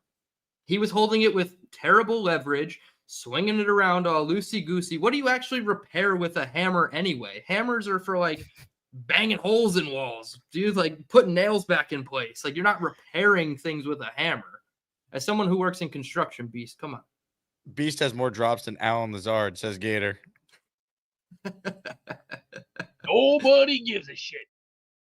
But, Gator, that's your fault. That's your...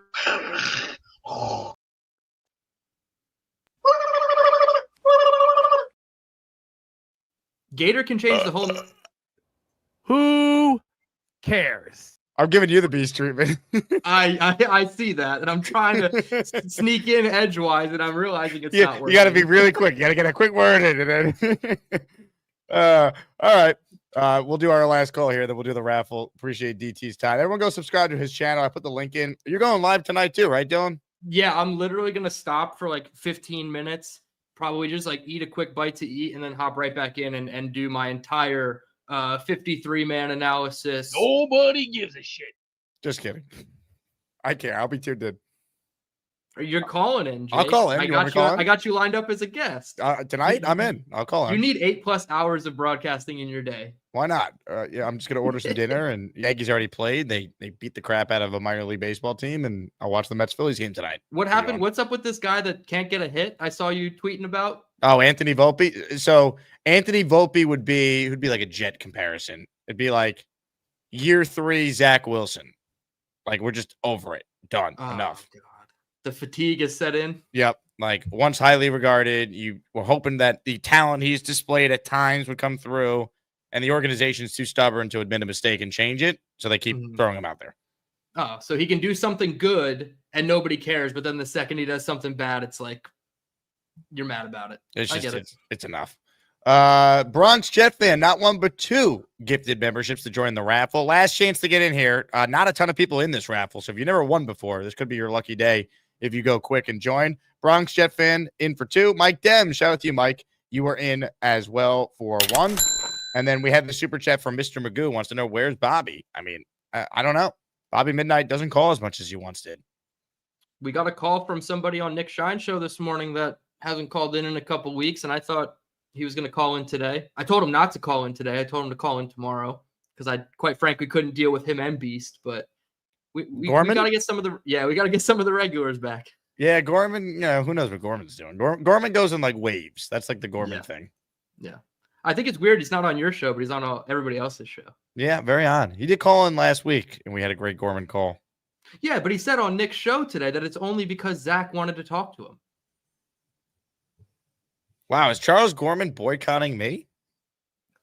And that was the impression I got. Like, I'm not going to go Jay Quest versus Richie with the sticker gate, but wow. How about that backpedal by Jayquest, by the way? I was told people came up to Jayquest and wanted to check out his hamstrings and offer him like some bandages, some ice, because his hamstrings hurt after that backpedal. My God. He did come in firing at Richie. I'm not going to lie. He came in firing at Richie, and then in the Rumble, it wasn't, Jake's a pot stirrer. Like, damn it, don't blame Jake.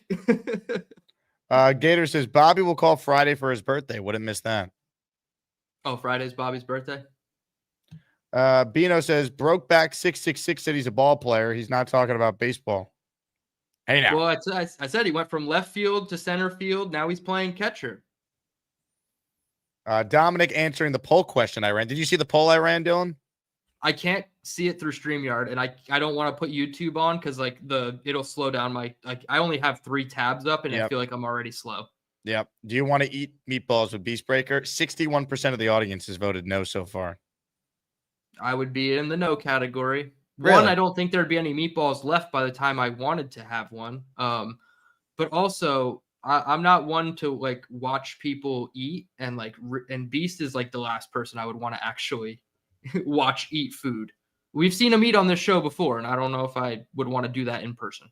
Ladies and gentlemen, we've seen this guy up close. Today's closer. It's time. I got my Iron Uji. I hope you like my Jets take. You know they call me David T. It's not easy for me to see, but if you bring me full stream, you might like what I had to say. I'll need to get real damn close, cause my vision is dog shit. Hi, guys. David. Hey, David thank T. you. thank you for taking care of Beast.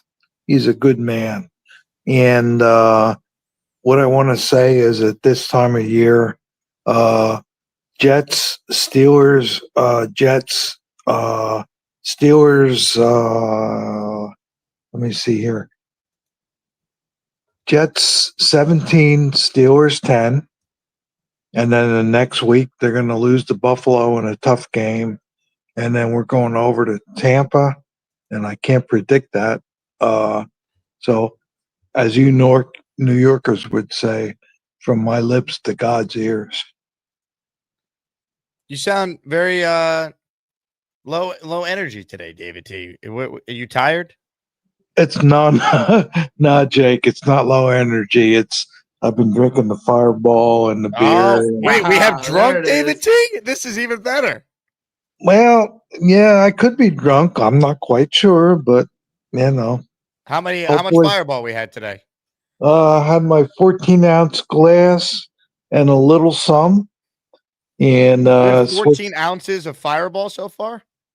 Yeah, what I do is my routine is I have a 14-ounce glass. I fill it up with ice, and then put the Fireball in, and then switch over to beer.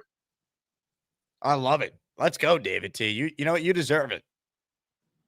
Well, you know what? I'm retired, Jake, and life is good, and love the Jets. I'll tell you what. Who's living a better retired life, you or Beastbreaker? Well, Beast is a very intriguing person, and if I had to try to figure him out, I can't. I'm not that bright, can't really do it. But I love the Beast. But I'm living a great retirement life. Thank you. David, thank you. And also, to quote Dylan Tereman here, liquor before beer, you're in the clear. Oh, I appreciate that. Peter Castro thinks you're drunk. Pardon me? Peter Castro thinks you're drunk. I don't think you're drunk. I think you're just you're you're- enjoying a nice buzz. He's David Tipsy right now. David Keys stands for Tipsy. Yeah, David Tipsy and I'm good. I mean, if whatever. If I'm drunk, I'm drunk. That I'm not driving anywhere. So that's Who's more good. drunk, you or Andrew C? At this point, I can kind of relate to Andrew C. You're on the way there.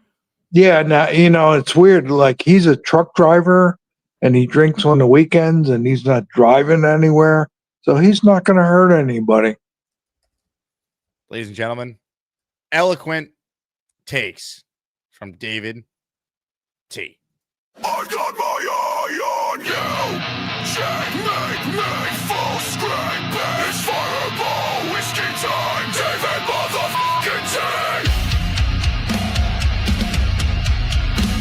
T. Yeah. Shout out to you, David T. That was going to be the closer, Dylan, but we don't get this very often. Gator McCluskey has called in. Hello, Gator. Hey. Hey, what's going on? Oh, look at that pretty baby. Hey, you know what the definition of bacteria is? What's that? It's the rear end of a cafeteria. See ya. Thank you very much, Gator. Gator. Do I play this? Okay. The ultimate dad joke of all dad jokes. Thanks, Gator. What a dad joke. I was I'm getting ready to scientifically hear something smart from Gator, and there we go. Do we need a different closer here? Sure. Bring him Jersey on. Jet has called in. Hey, Jersey Jet. Jersey Jet. Is he on a bike? Jersey Jet. You get the fuck out. He was moving pretty quickly. It looked like he was on a bike or something. Yeah, I don't know what was happening there. Jersey Jet, thank you. Let me go to Old Reliable to close this out. You ready, Dylan? Yep. I am not a meatball. Picking up my water bottles. We're going to be great. We're going to be fine. But get that guy from the Raiders. Get him a check, sign him, get it over and done with. Now, let's turn our attention to the wheel of Champions. I am not a meatball. Let's go to the Wheel of Champions. I am not a meatball. Let's go now to the Wheel of Champions. Take it away, Jake Asman.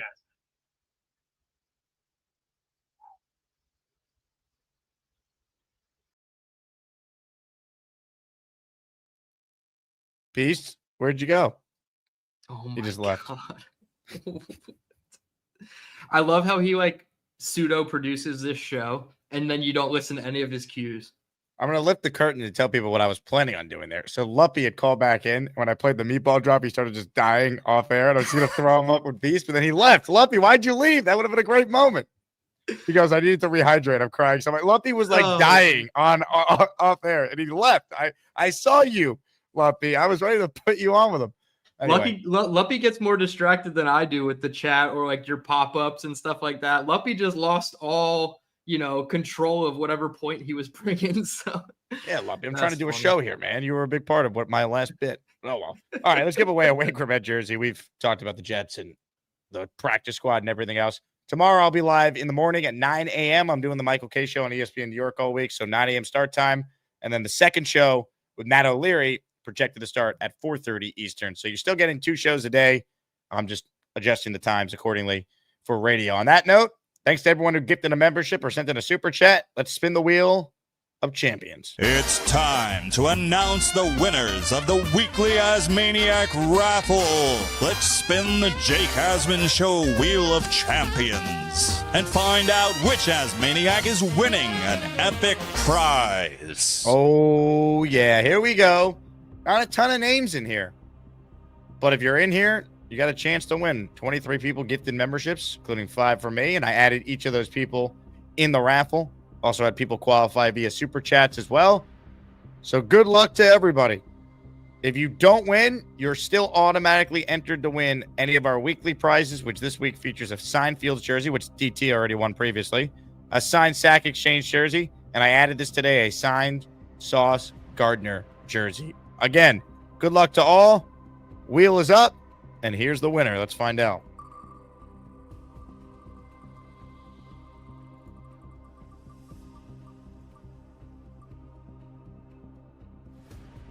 Marvelous.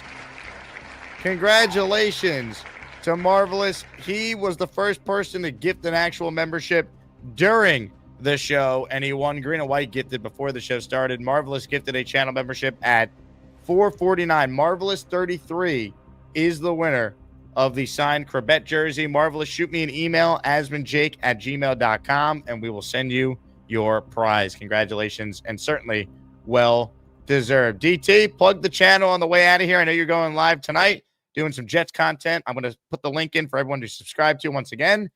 But your thoughts on your channel and what you have cooking up tonight for all the fans.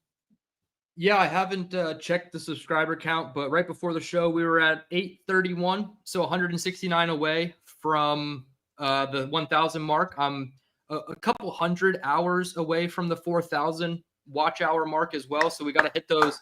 We got to hit those plateaus to really get those ad pages run. We have memberships and super chats, so go right from Jake, go right over, wait for me about 5-10 minutes to eat a quick sandwich, and I'll be right up with you guys going live, doing my entire 53-man breakdown. We'll cover the practice squad, any of the what type of sandwich, guys. Probably peanut butter and jelly. It's quick. Old reliable. I got some cold cut meat. Maybe I'll throw together some kind of sandwich, but it's probably gonna be a peanut butter and jelly type of night. Gabagool? When I'm doing, no, I don't do the gabagool. No, I'm not Italian enough. I'm sorry if that offends you, Beast, but I'm not Italian enough to do the gabagool. I'm more of like a turkey or ham kind of guy. but yeah, the channel's going great. I think we're just at the 100-day mark, right? We started in May, so the growth has been incredible. You're gonna be there soon. I'm telling you, once you get to 1,000, it's way quicker to get to 2,000, so on and so forth. 100%, and I'm looking forward to it. You guys are always great in the chat. You guys are so interactive. So we'll go live probably about 90 minutes, right? I'll do my entire 53-man analysis with the practice squad, and then open it up to the questions. So looking forward to everybody hopping over there. Ladies and gentlemen, go subscribe to Dylan. He's awesome. He's the only guest that comes on and typically stays for the entire show, which is very rare. So we appreciate that. Dylan, you're the man. I will talk to you soon. Ladies and gentlemen, we're back tomorrow with 2 more shows. So get set for that. I leave you guys with a clip, and it's a clip that if you haven't seen it yet, you're going to see it a lot. An all-time moment in Asmaniac history. Joining us right now is a new member of the ESPN family. He's also an Nobody gives a shit. Hold on. I'm having some glitches here, Rich. Oh, that was great. That was perfect. Nobody gives a shit. I am not a meatball. Hey, here's the deal. Just got no chance unless you click on that like button. And you got to make sure you subscribe to the Jake Asman Show. You don't, you can get the f*** out. Now let's go, Asmaniacs. We're built for this shit.